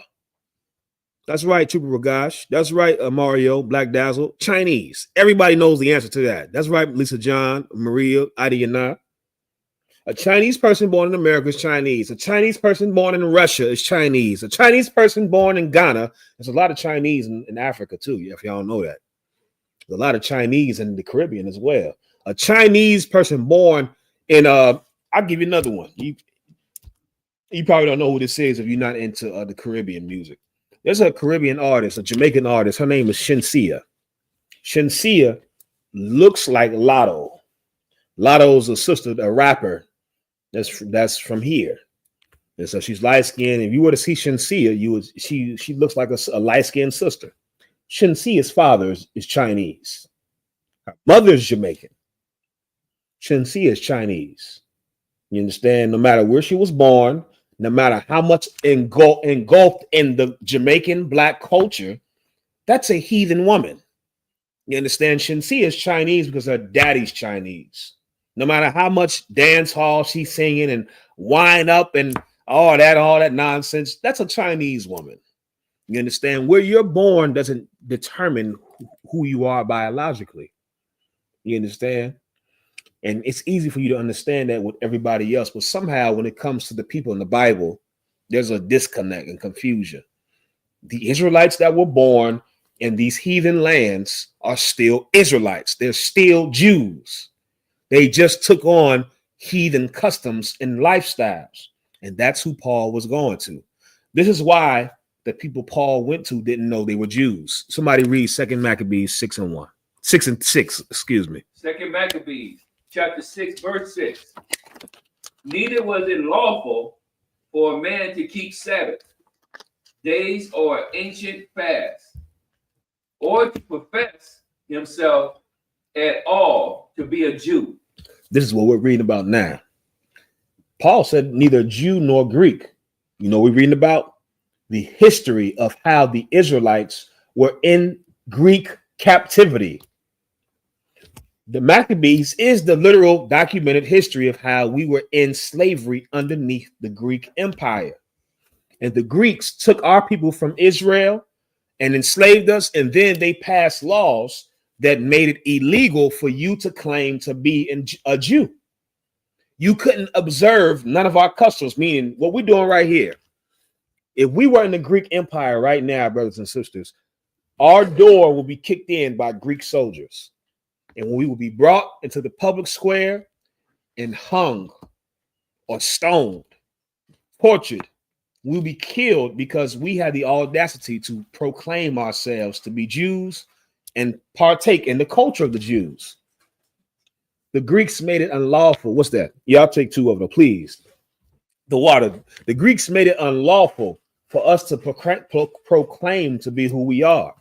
And so you can imagine, brother, after 2 generations of your parents being scared to say you Jews, guess what you're going to grow up thinking you are? The water supply too. Guess what you're going to grow up thinking you are? If your grandfather and grandmother knew they were Jews, but they couldn't say they were Jews and they couldn't act like Jews, when they raised your parent grew up now, they probably knew they were a Jew, but your parent now is detached from the culture that their parents knew. Now imagine now you come along with just within 2 generations, you don't even know what the hell a Jew is or what Jew culture looks like. That's the result of the Greeks passing this law saying it was unlawful, it was illegal for the Jews to say they are Jews and observe their customs. If you're not allowed to observe your customs, whose customs will you observe? The Greeks. And so you had Israelites, brother, born and raised in these Greek provinces that lived as the Greeks, that loved doing all the Greek things, that spoke Greek. You understand, that had Greek women or Greek husbands, and they were not Greeks. They were Israelites that did not know they were Israelites because of oppression and captivity. Paul went to those people. You understand? Get me.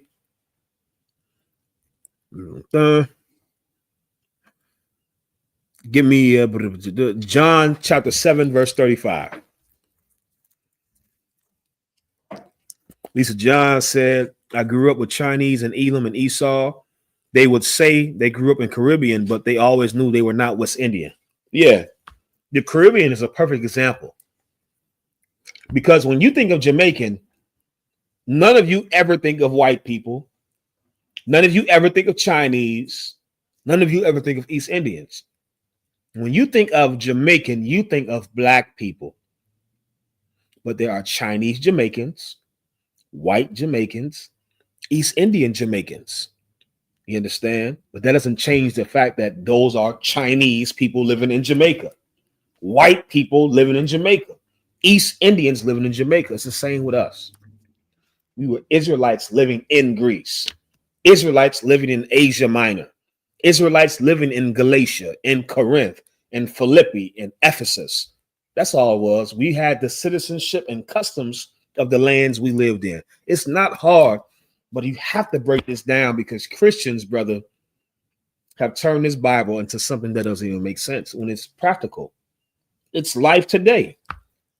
Akira said they make sure we don't know who we are because they know what that would mean for them. Oh, they all know. Psalms 83 talks about them joining together with one consent because they do all know. Like you said, sis, they know what it means for us to come back to being Israelites. They know what it means for you to not get high anymore. They know what it means for black men and black women to stay together in their marriage. Forget about drugs. Could you imagine if we made a commitment as a people that black men, if you lay down with a woman, you ain't gonna never leave that sister. And sisters, no matter how much money the nigga make or don't make, you gonna stay with him. No matter how many wives he has or doesn't have, you're gonna stay with him. Imagine if we just said that. I seen a video the other day, brother. It was a couple in Alabama, and they had 22 kids. And I'm reading the comments, and it's funny how we all knew as a people they was doing something right. It's like, and spiritually, we all knew. Normally, people talk about the money. It's like you got to have money, and this is all these so-called fake standards. When I read those comments, brother, I was so shocked and surprised in a good way at how all of our people instinctually knew that's the goal. This was a black couple, a man and a woman, had 22 kids living in a shack in Alabama. And somehow we all knew that that's the goal. That was beautiful. There's something about that it was powerful. Okay, so now imagine you live life thinking having kids is a bad thing. You live life thinking staying with somebody for so long through all the trials and tribulations is a bad thing. You have fell for the white man's propaganda. That's what that is. Because if you can look at that and know in your spirit, that's beautiful. That means that something has taught you to look at what's beautiful as wrong and ugly. You understand? And the white men did that on purpose because a black man and a black woman together, brother, they raised 22 strong black children with nothing. Imagine you had that all throughout everywhere we were. America's finished. And that's why you don't even see families, black and Hispanic families having kids like that no more. You talk to your grandparents. A lot of our grandparents came from 18 siblings, 12 and 10 siblings. You understand? And somehow now, within 2 generations, you was the only child. Or your mom only had 2-3 kids. Within 2 generations, the white man has declined our birth rate from how many kids black women were having threefold. How we go from black women having at least 5-6 kids to now sisters barely have 1 child. Yeah, it's propaganda, it's media. They understand very much so how powerful it is for us to stay together, how powerful it is for us to not murder our kids. And that's why they fight tooth and nail to make us be divided into hate having kids and to think that life is more important than having kids. And well, there's more than life than being a parent. Okay, stupid. Nobody's going to remember you at that damn job. You're going to die, and nobody from your job is going to come to your funeral. They're going to have your obituary hanging up on the bulletin board for a week, and that job is going to continue to function as normal. You were meaningless. You meant nothing. Right. Nothing. Hey, that's a hard thing to understand, especially if you're from a certain generation. You know what I'm saying? If you're from a certain generation, an older generation, there's a certain like pride you get from I've been with these people for this long, and they don't give a damn about you. You should put your time and energy into the thing that matters when you leave, and that is your family, your nation, where you can leave this place and there's a memory of you here, whether with children or with the people that you impacted within your community. You understand? But you ain't gonna get that at no college you got all degrees from. You ain't gonna get that at a slave you worked so hard from. It means nothing in the grand scheme of things. And the white man has got us to focus on everything that means nothing. And we forego and ignore everything that truly matters. It's sad, man. Read what you got, please. This is John chapter 7, verse 35. Then said the Jews among themselves, whither will he go that we should not find him? Oh, stop right there. Let me read these comments. Maria said, my dad is one of 13, and they had less than we have now. Lisa John said, my mother had 10. And Maria said, but they lived a better life. Lisa John said, my aunt had 16. What both of you sisters are saying is so true. My father is one of many. We don't even know how many kids he got. My father's father, the one from Mississippi. We don't even know the full count. That's how many kids they was having, brother, where you just had an estimate. Yeah, it's about 18, 20 of them. You don't even have the full number. That's how many kids they were having. You understand? And I even myself come from a family where it's 7 of us. You understand? My pops got 7 kids. His dad had who knows how many kids he had. We don't know the full number. Yeah, to see the number decline just within 2 generations, it's not hard to see how the white man can engineer and change a culture. There's 2 generations of telling the people you're not a Jew. You're not allowed to be a Jew. You're not allowed to wear braids. You're not allowed to wear that beard and fringes. Sabbath service, all that's done. In 2 generations, brother, I'm Greek. What are you talking about? I'm Greek. What Hebrew? Jews are black. What? I'm American. Nigga, I'm Baptist. What are you talking about? I'm Baptist, nigga. I'm from Southeast, nigga. What are you talking about, Israel? In 2 generations, forget about it. It's not hard to do. Right? Go ahead. Whither will he go that we shall not find him? That's right. Will he go into the dispersed among the Gentiles? Will we go into the dispersed among the Gentiles? Keep reading. And teach the Gentiles? Keep reading. What manner of saying is this that he said? Right here, you're reading about the disciples asking Christ. Excuse me, not Christ. Hold on. This is John. This is Christ. Yeah, at the water. I'm thinking about Paul. This is Christ right here. The disciples are asking Christ, where should they go? Who should they give this message to? And they said, should we go unto the dispersed among the Gentiles, meaning the Israelites that were dispersed, that were scattered amongst the Gentiles? Even the disciples were asking this because it was such a big thing at that time. It's not hard to understand, man. The Bible, if you just can look at who we are today, understand the Bible. I'll give you a perfect example. Anybody that's from the DC or the DMV area, think of DC versus PG County in Virginia. If you're not from DC, nigga, what's all this DMV talk? What is that, nigga? I'm from DC. You're from the county. You're from Virginia.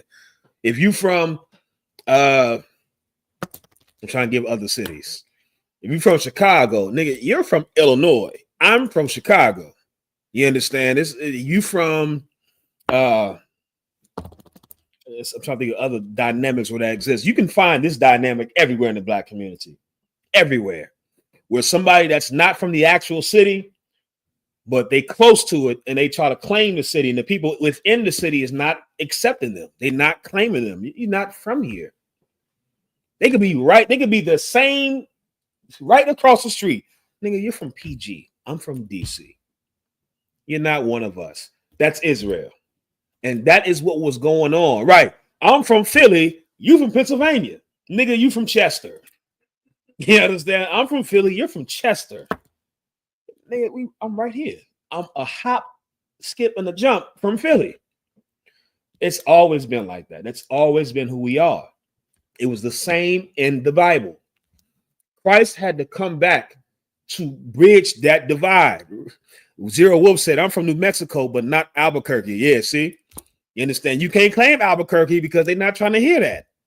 You got to say you from the state and not the city. Or Albuquerque would say, niggas from Albuquerque be like, no, you ain't from Albuquerque. Curious, I'm from Birmingham, you from Alabama. Exactly. You see how everybody can apply it to the situation because this is black culture, wherever we are. Hispanics, wherever we are. Nigga, stop claiming us. You're not us. It was the same in Israel. The black people, the Jews in Israel, were not willing to accept the Jews that were not in Israel. Christ had to step on the scene and say, I'm here to unify those of you that are in Israel, that are Jews, and the Jews that are not in Israel. And that was Christ's whole mission. And then Paul came along and he continued the same mission. And that's why Paul had to go into the branch being grafted back in. That's why Paul had to give you all these beautiful analogies to get you simple Negroes to understand, nigga, it's the same tree. The branch was broken off. Let's get that. Let's get that precept. You understand? This is what it's all about. The scriptures is not talking about heathens. Scripture is not talking about non-Israelites. It's the whole thing is trying to get the people who have divided themselves all the time to come together. And that's us. Even within the city. This is how bad it is. Not only do you get clowned for not being from the actual city, even if you're in the city, oh, nigga, you're from uptown. I'm from Southeast. You understand? Y'all dirty down there. You understand? Like every city got it. You understand what they say? I think it was what North Philly or West Philly, or they dirty in West Philly. You understand? See, I'm from South Philly. I'm from SP. They dirty in West Philly. Go ahead, young man Steve. And all the tribes are like that. Like my grandmother, she's from the reservation. Right. When she moved off, they no longer claimed her. She was no longer from the reservation. See, that's how simple we are. Like this is a woman that's where she's from.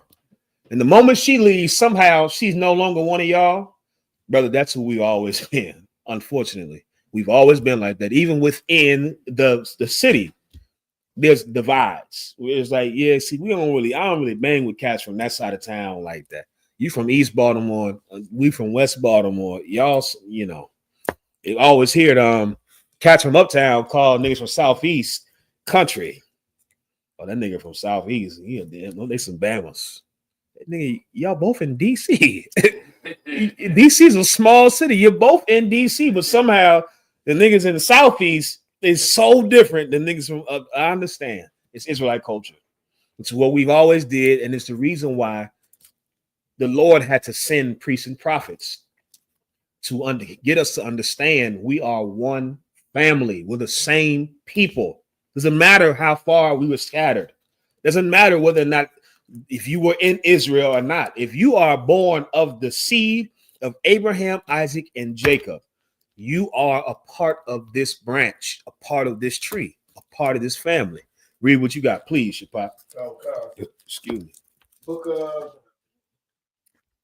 Romans, chapter 11, verse 17. Mm-hmm.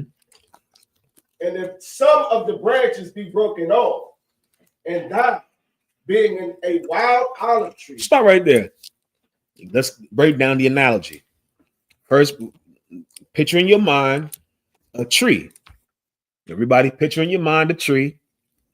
You have a tree. This tree grows olives. You understand? Really visualize this so you can understand what Paul is trying to explain to us, simple people, hard-headed, stiff-necked people. Imagine in your mind you have a tree. This tree grows olives. Keep reading. Were grafted in among them, and with them partakers of the root and fatness of the olive tree. Give me a verse where it says the branch being broken off. If it's there, it should be somewhere near there. Let me see. This is a verse. Okay, keep going. Go to the verse where it says broken off, please. This is it. Okay, read that again. I ain't hear it, Salaki. Book of Romans, chapter 11, verse 17. And if some of the branches be broken off. Tawada, yeah. Salaki, I didn't hear that. Right? So now you imagine it in this tree. So this tree grows olives. And imagine on this tree, some of the branches on this tree are broken off. This is the part that Christians, you are so stupid. You would miss the entire analogy. It says the branches are going to be grafted in. They missed the whole point of where the branches came from. You have a tree, and on this tree, some of the branches that are on this tree are broken off. Right? Keep reading. Being a wild olive tree, were grafted in among them. Were grafted in among them, meaning the branches that were once a part of this tree broke off for whatever reason. Now you have somebody to come and take these branches that were broken off and what you call today splice. You understand? You can, anybody that studies horticulture or agriculture, you do this all the time. Anybody that does electronics, hell, you do it with wires. You understand? I did it many a times with them cheap Dollar General headphones I used to have. I had to try to splice new connections in them headphones because one wasn't working right. You understand? This is what they did in what they do in agriculture and horticulture. If a branch breaks off, you can take the very branch that broke off and reattach it. You cut like a diagonal slit on that branch, and then you cut a slit within the bark, what's the damn called? The trunk of the tree, and you stick that branch inside the slit of the tree, and then you tie it up. And guess what? Over time, the tree heals itself, and it's as if the branch was never broken off to begin with. But the point of the analogy is the branches that are being put back, the branches that are being grafted in are branches that were a part of the tree to begin with.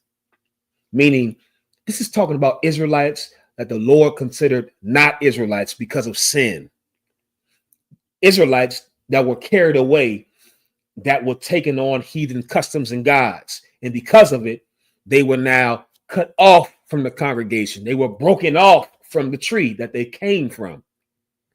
Christ came so that those branches, those Israelites, can now be put back into the tree that they were broken from. This is not talking about adding branches that were never a part of the tree. You trying to join Africans and white people and Arabs into something that was never for them. Go ahead, Shapat. Like we read at the end of the verse where it say, and with them that partakers of the root and fatness of the olive tree. Exactly. Like they're getting their nutrition and they're producing olives, you know what I'm saying, from what they're getting from the roots. Now, if it was a different branch, like some other tree, it couldn't produce olives. Nah. You wouldn't get of the fatness of the roots. Exactly. You know what I'm saying? Right. You couldn't even produce what is on that tree because you are a branch that should have never been a part of the tree. That's the whole analogy is beautiful. And Paul was constantly trying to find different ways. Even Christ was too. They both were trying to find different ways to get us to understand what this is all about. How you going to reject a part of the tree, a part of you? Wouldn't it be better if you lost the branches that you lost be put back? That's more olives. If you can get it, and once again, it's hard to understand if you've never farmed. You got to imagine you get paid per olive. Just think that. Imagine you getting paid per olive. And branches break off of this tree. Nigga, throw these branches away. I can put them back. We can get some olives out of these branches right here. I'm gonna find a way to put them back. That's what the whole thing is meant to understand. If you can bring them back into the fold, they are beneficial. They're beneficial to us. That sister that's in Japan with that Japanese mother that speaks Japanese, brother, she comes in here, she's beneficial to us. That brother that's in Cape Town, South Africa, living amongst musty, stinking South Africans. Oh, brother, he came in here and he's beneficial to us. Go ahead, Shapai. That sister come over here from Japan. I now eat Japanese food. Oh, forget about it, brother. Forget about it. You understand? She even got to come over here to Japan. And we take trips. You know, some of y'all scared to fly. We fly over here. I will fly. You understand? The Lord gonna be on my flight. You understand? Well, I will fly. I don't want to. You understand? All what's going on. Esau don't know what the hell going on with these planes, but brother, best believe the work of the Lord don't stop. And if we got to fly to Japan to come get this sister or to help this sister, brother, we're going to fly to Japan. We're going to fly to Cape Town, South Africa for that one brother, that Israelites, not for the South Africans, not for the Japanese, but for the Israelite that is amongst them. And that's what Christ is coming to do. That's what Christ is coming to grab from the four corners of the earth. Israelites. You understand? Get me Jeremiah 31 and 31. We're going to end it with this one. If y'all haven't done so already, make sure you like and share the stream. Everybody type a fire emoji in the chat. Type a fire emoji in the chat. Let's see who all we got up in here as we wrap this up. Here's what you need. Christians always talk about we underneath a new covenant. Well, Christ died, so that means we're not underneath the old covenant anymore. That's what they say. You'll listen to this, and Christians will always say, well, that was the old covenant. It's not for just the Jews anymore. We're underneath a new covenant. The new covenant now is for any of them that believe in Jesus Christ shall have eternal life. Understand? Yeah, let's see what the Bible says about the old covenant and the new covenant. Please, if you could, young man Steve. 31 and 31, Jeremiah. Jeremiah chapter 31, verse 31. Behold, the days come, said the Lord, I will make a new covenant with the house of Israel. Stop right there. The Bible says the days have come, and they will come, where the Lord is going to make, this is in the Old Testament, by the way, y'all. Meaning this has not even happened yet. Jeremiah is prophesying that the time is going to come where the covenant that the Israelites were currently under would not exist. There will be a covenant to take its place, but the people it's talking to would never change. It's not talking to a different people. It's just the agreement will be different. That's all it is. We got the same agreement. Just imagine if you working at a job, you got a slave, and you started off, you signed the offer letter where it says you'll be making $20 an hour, and you get a raise. You are not underneath the same contract you were underneath. You get a raise, brother. Now you're making $23 an hour. It's the same person the contract is talking to, just a different contract. This contract said 20 an hour. This new contract is still talking to you. It's just now, it's a different contract. You get 23 an hour. You understand? This is what the Bible is saying. The Lord will make a new covenant. Who is this new covenant talking to? Go ahead. The house of Israel and with the house of Judah. With the house of Israel and the house of Judah. Go ahead, Shapat. Go ahead, read what you got, priest. Zero Wolf said, out of all the BS on social media, I think I belong here. With Zero Wolf, I agree. If you are a Black, Hispanic, or Native American, you definitely belong here, brother or sister. If you are Black, Hispanic, or Native American, this is where you belong, with your brothers and sisters, with your family. And that's what this is all about. The Bible is not about shouting and dancing and asking the Lord to pay your bills and fix your relationships. The Bible is about unifying God's people, and not God's people by belief. That's the problem most people make when it comes to the Bible. You think the Bible is about belief. Christ said salvation is for the Jews. The Bible is not for believers. The Bible is for Israelites, meaning if you're born into this bloodline or not. Just like I always give the example. If you want to know what the Bible is a cookbook. It's a family cookbook. If you're not within this family, you ain't gonna know these recipes. The recipes is not talking to you. These recipes were passed down within my family. Doesn't matter how many times you come over my damn house and eat. Nigga, you come over and eat my granny's biscuits all you want to, but the moment you ask what's the recipe, oh, wait. You understand? Hold up. You're not a part of the family, Playboy. You can eat the biscuits, but the recipe, it stays in the family. Y'all don't even know what I'm talking about. That's old school. So a lot of us don't even know what that is, unfortunately. There was a time, brothers and sisters, where there were family cookbooks. You understand? Family recipes. That's back when sisters was throwing down the kid. That's how you know Black and Hispanic women was so bad, brother. They had their own special recipes. Right. You mean to tell me we got this cookbooks floating around Israel with thousands of ways to make fried chicken? In my mind, fried chicken is one way, but apparently there are many different ways to make fried chicken, and all of our grandmothers had their own way. You understand? And you had to be within that family to know how that family made fried chicken. That's the Bible. No matter how much you want to attach yourself by belief, I love the way you make fried chicken. I love it. Yeah, but you're not a part of my family. The recipe doesn't apply to you, man. I understand how much you're fascinated with the results, but this is my family recipe. That's the Bible. I know many of you believe through belief. That's right, Adiyana. You had to be in the kitchen. You had to be in the kitchen. I hate to break it to you. You understand? You're not in the kitchen with us, heathens. You understand? You're not in the kitchen. You're not in the family, so you can't get the recipes. The recipe is not applying to you. And here's the thing. If somehow you do come across the recipe, it still ain't going to be the same. It ain't going to be the same. That's like, imagine you see some white man that he got some recipe on how to make fried. Paula Deen is the best example. Some of y'all may not know who Paula Deen is. Paula Deen was an old, racist, fat, high cholesterol white woman. Old, greasy, buttery bastard broad. Right? Paula Deen was famous for making soul food. And for the life of me as a kid, I said, how's a white woman famous for making soul food? And then you found out Paula Deen had niggas in the kitchen. And I had all the old slave nigga recipes.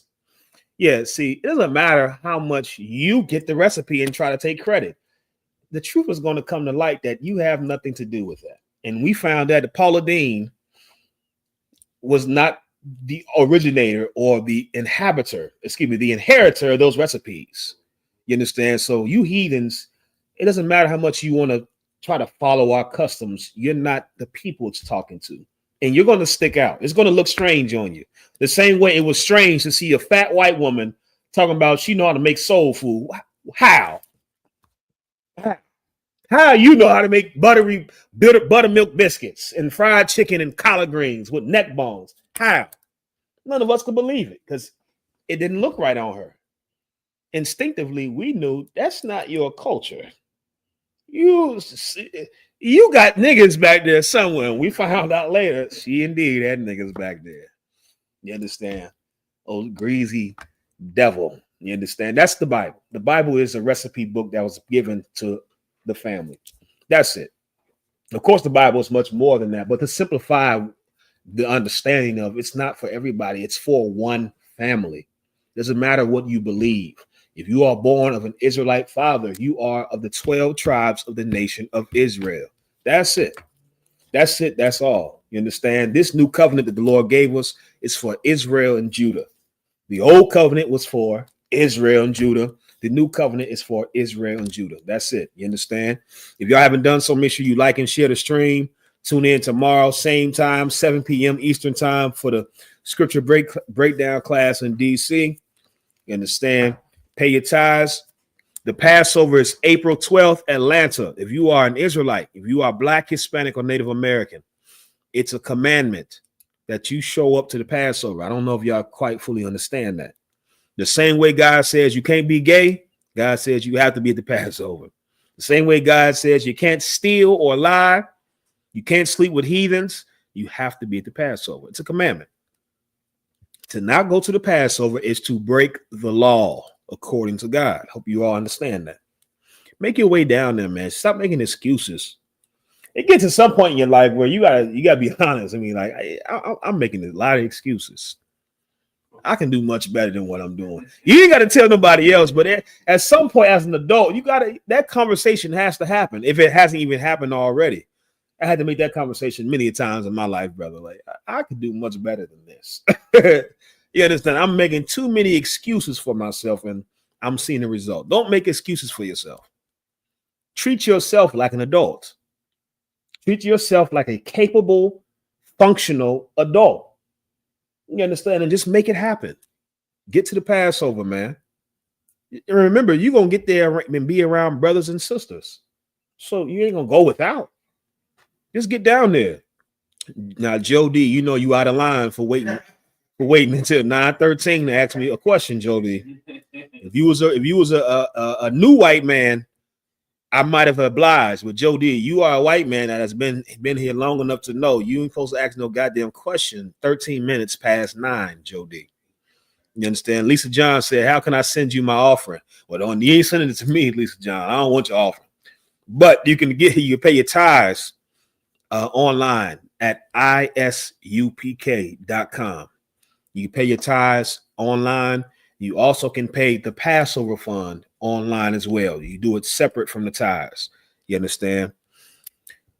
Joe D, what do you want? Mark 16, verse 15? The water. Joe D, did you pay tithes yet? Joe D, answer that question for me. Now, Joe D, you know I don't mind answering any questions. It don't matter what race you are. I answer all questions because I was trained to do so. Shalom, not about. She said, I'm going to watch this full class on my way to school tomorrow. Most High in Christ, sis. Joe D, have you paid tithes yet? And hurry up. You're taking too long, Joe D. You're not new here. Halak said, or you pay at the door cash, right? I don't want. I'm not sure if you'll be able to pay cash at the door. I'm not sure. What I will tell you is it's best that you pay online before you get to the door if you're able to. You know, now I'm not saying I don't know everybody's situation. You understand, but it's pushed to pay online and have it paid before you get there. It's going to be it's going to be a lot going on at the door.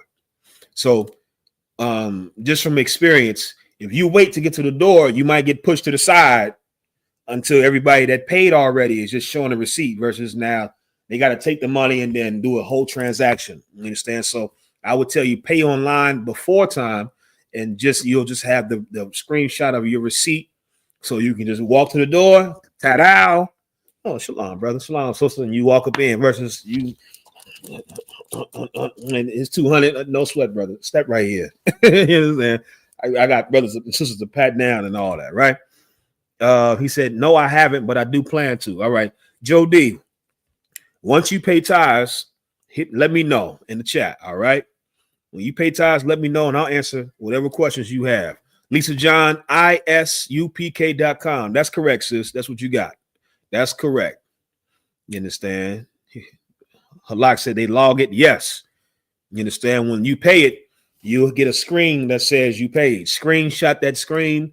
You should also get an email, but I just always screenshot anything when I pay anything. You understand? So when you pay it, screenshot. Go ahead, Shapat. It's the same page when you pay tithe. So when you pay tithe, you want to put the date down and you say what you're paying for. Right. And then when you pay it, you just screenshot what you noted on there. It'll say you paid this amount. Yeah. And you have your note that says it's for the Passover. That's right. You know what I mean? That's right. That's what you got to do. When you go into the website, you'll see it. Just you got to put what everything is for. You understand? For the Passover, put your name in. You understand? That's what you need in screenshot once you've completed. Halak said, can you pay your ribs tithes? That would be wise to do if she ain't paying tithes and she your rib. Yeah, here's what brothers should understand. That's your rib, brother. You responsible for that woman.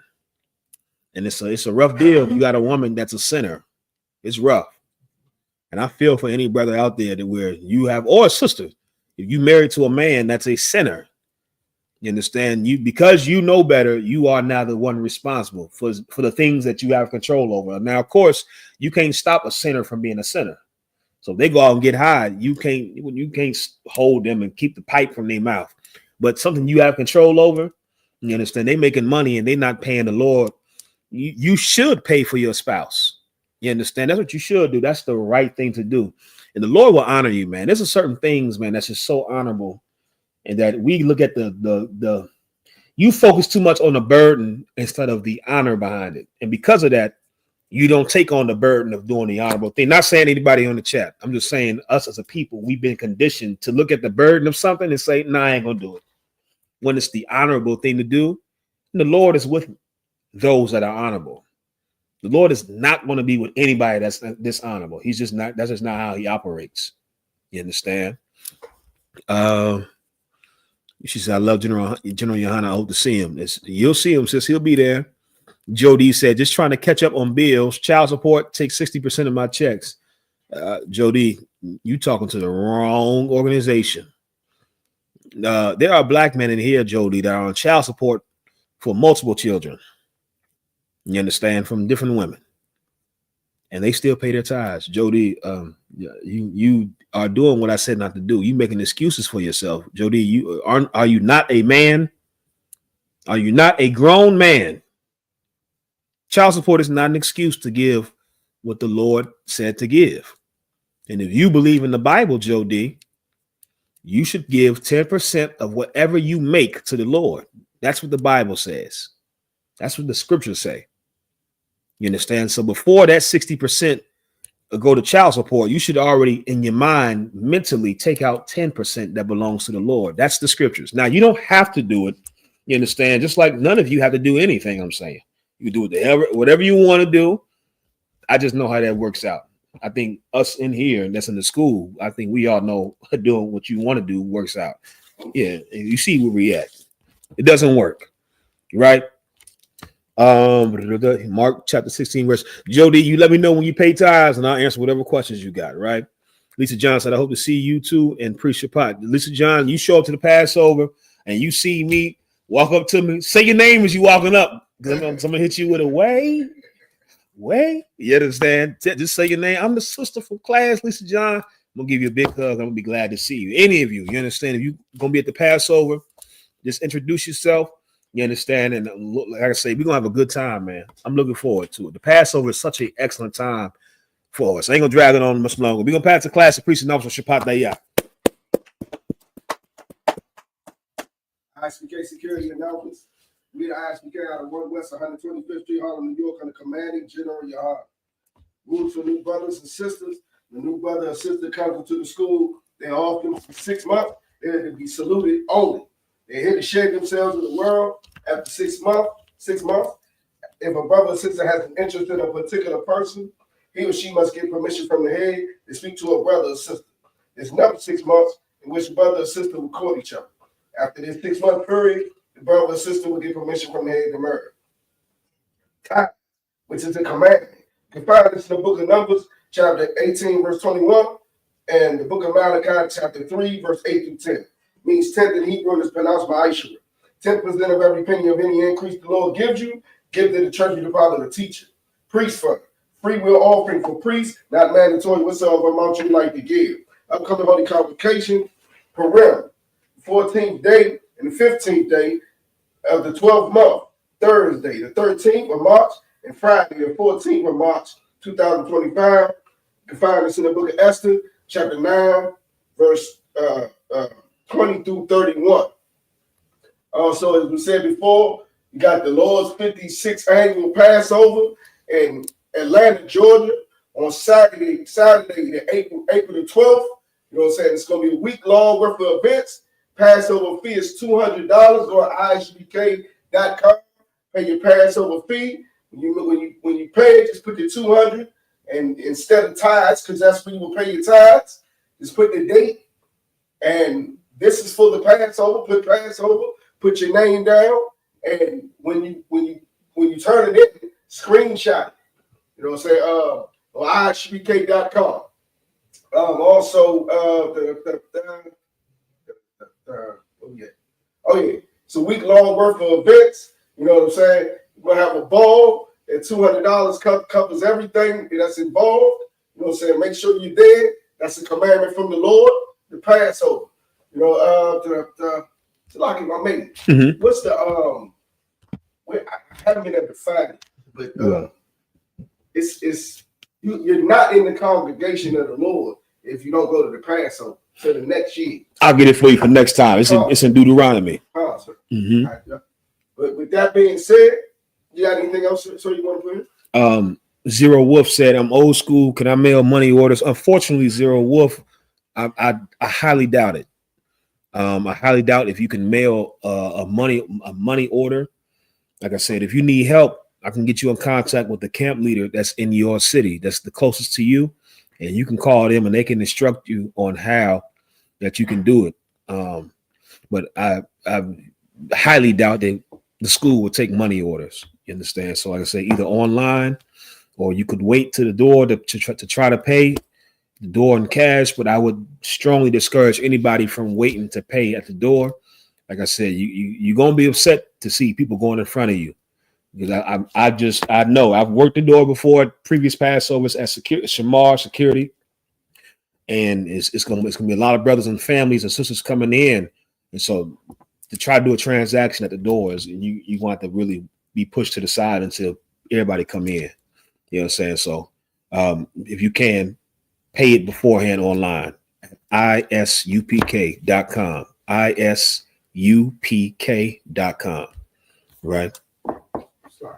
Go ahead, priest. I'm in what city is it? Yeah, type in the chat, Zero Wolf. What city are you in?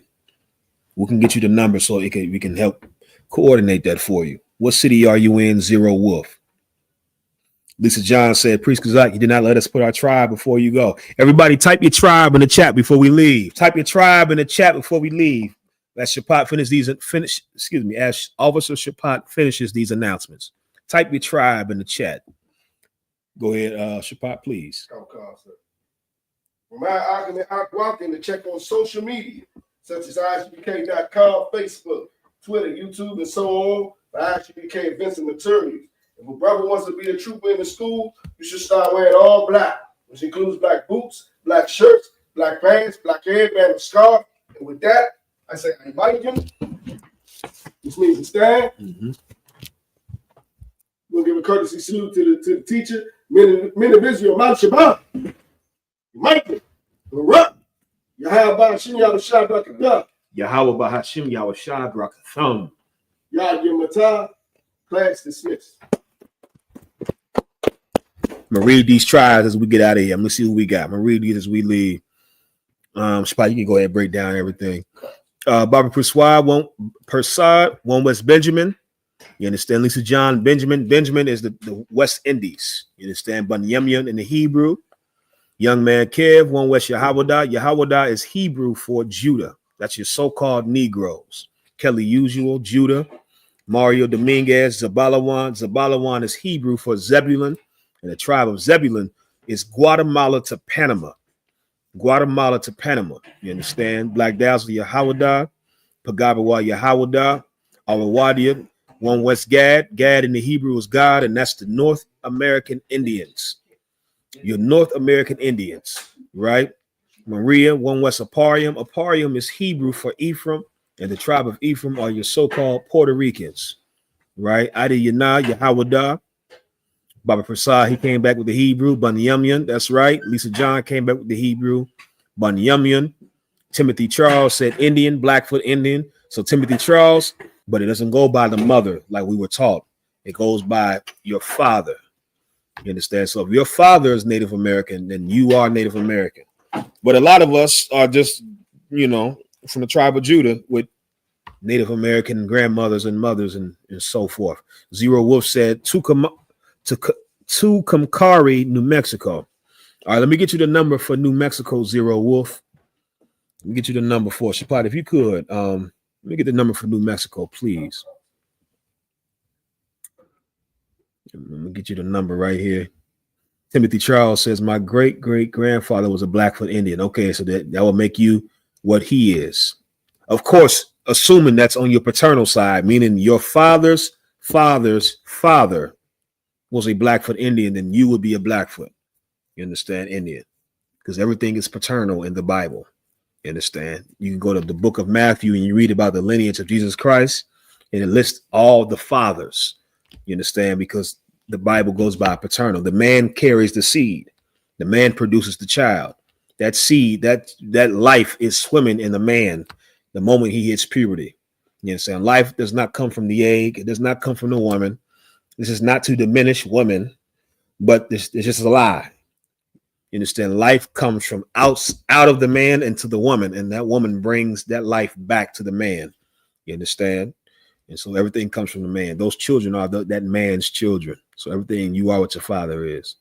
All right, you got the number, Shapat? Got Phoenix, Arizona. Yeah, give me that. They close. That's cool right there. I'll take that one.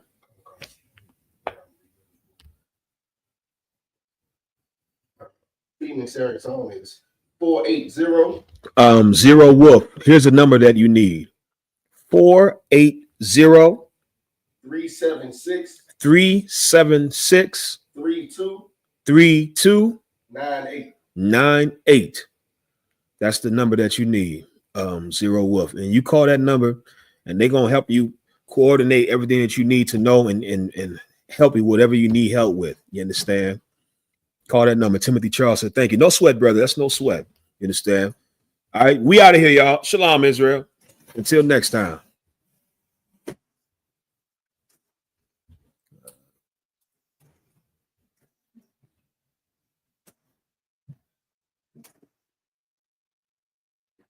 Welcome to Atlanta.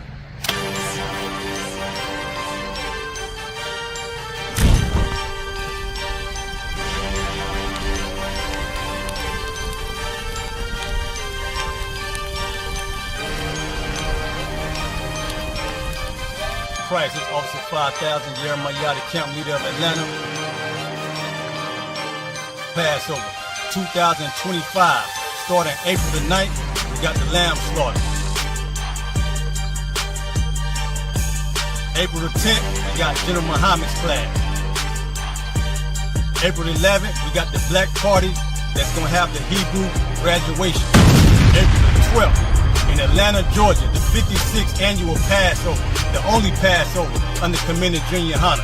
Our great and holy King has honored us for turning our lives from the darkness to the light, man.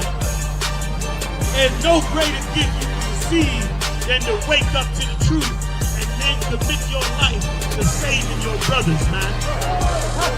Looking in their eyes and seeing their faces and seeing what they've suffered and what they've gone through and seeing the end of it, man. It is a guaranteed seat in the kingdom of heaven, man. So in the name of our King Yahushua, we dedicate us another Passover of brothers and sisters' lives being saved. April the 13th, we got the Feast of Unleavened Bread.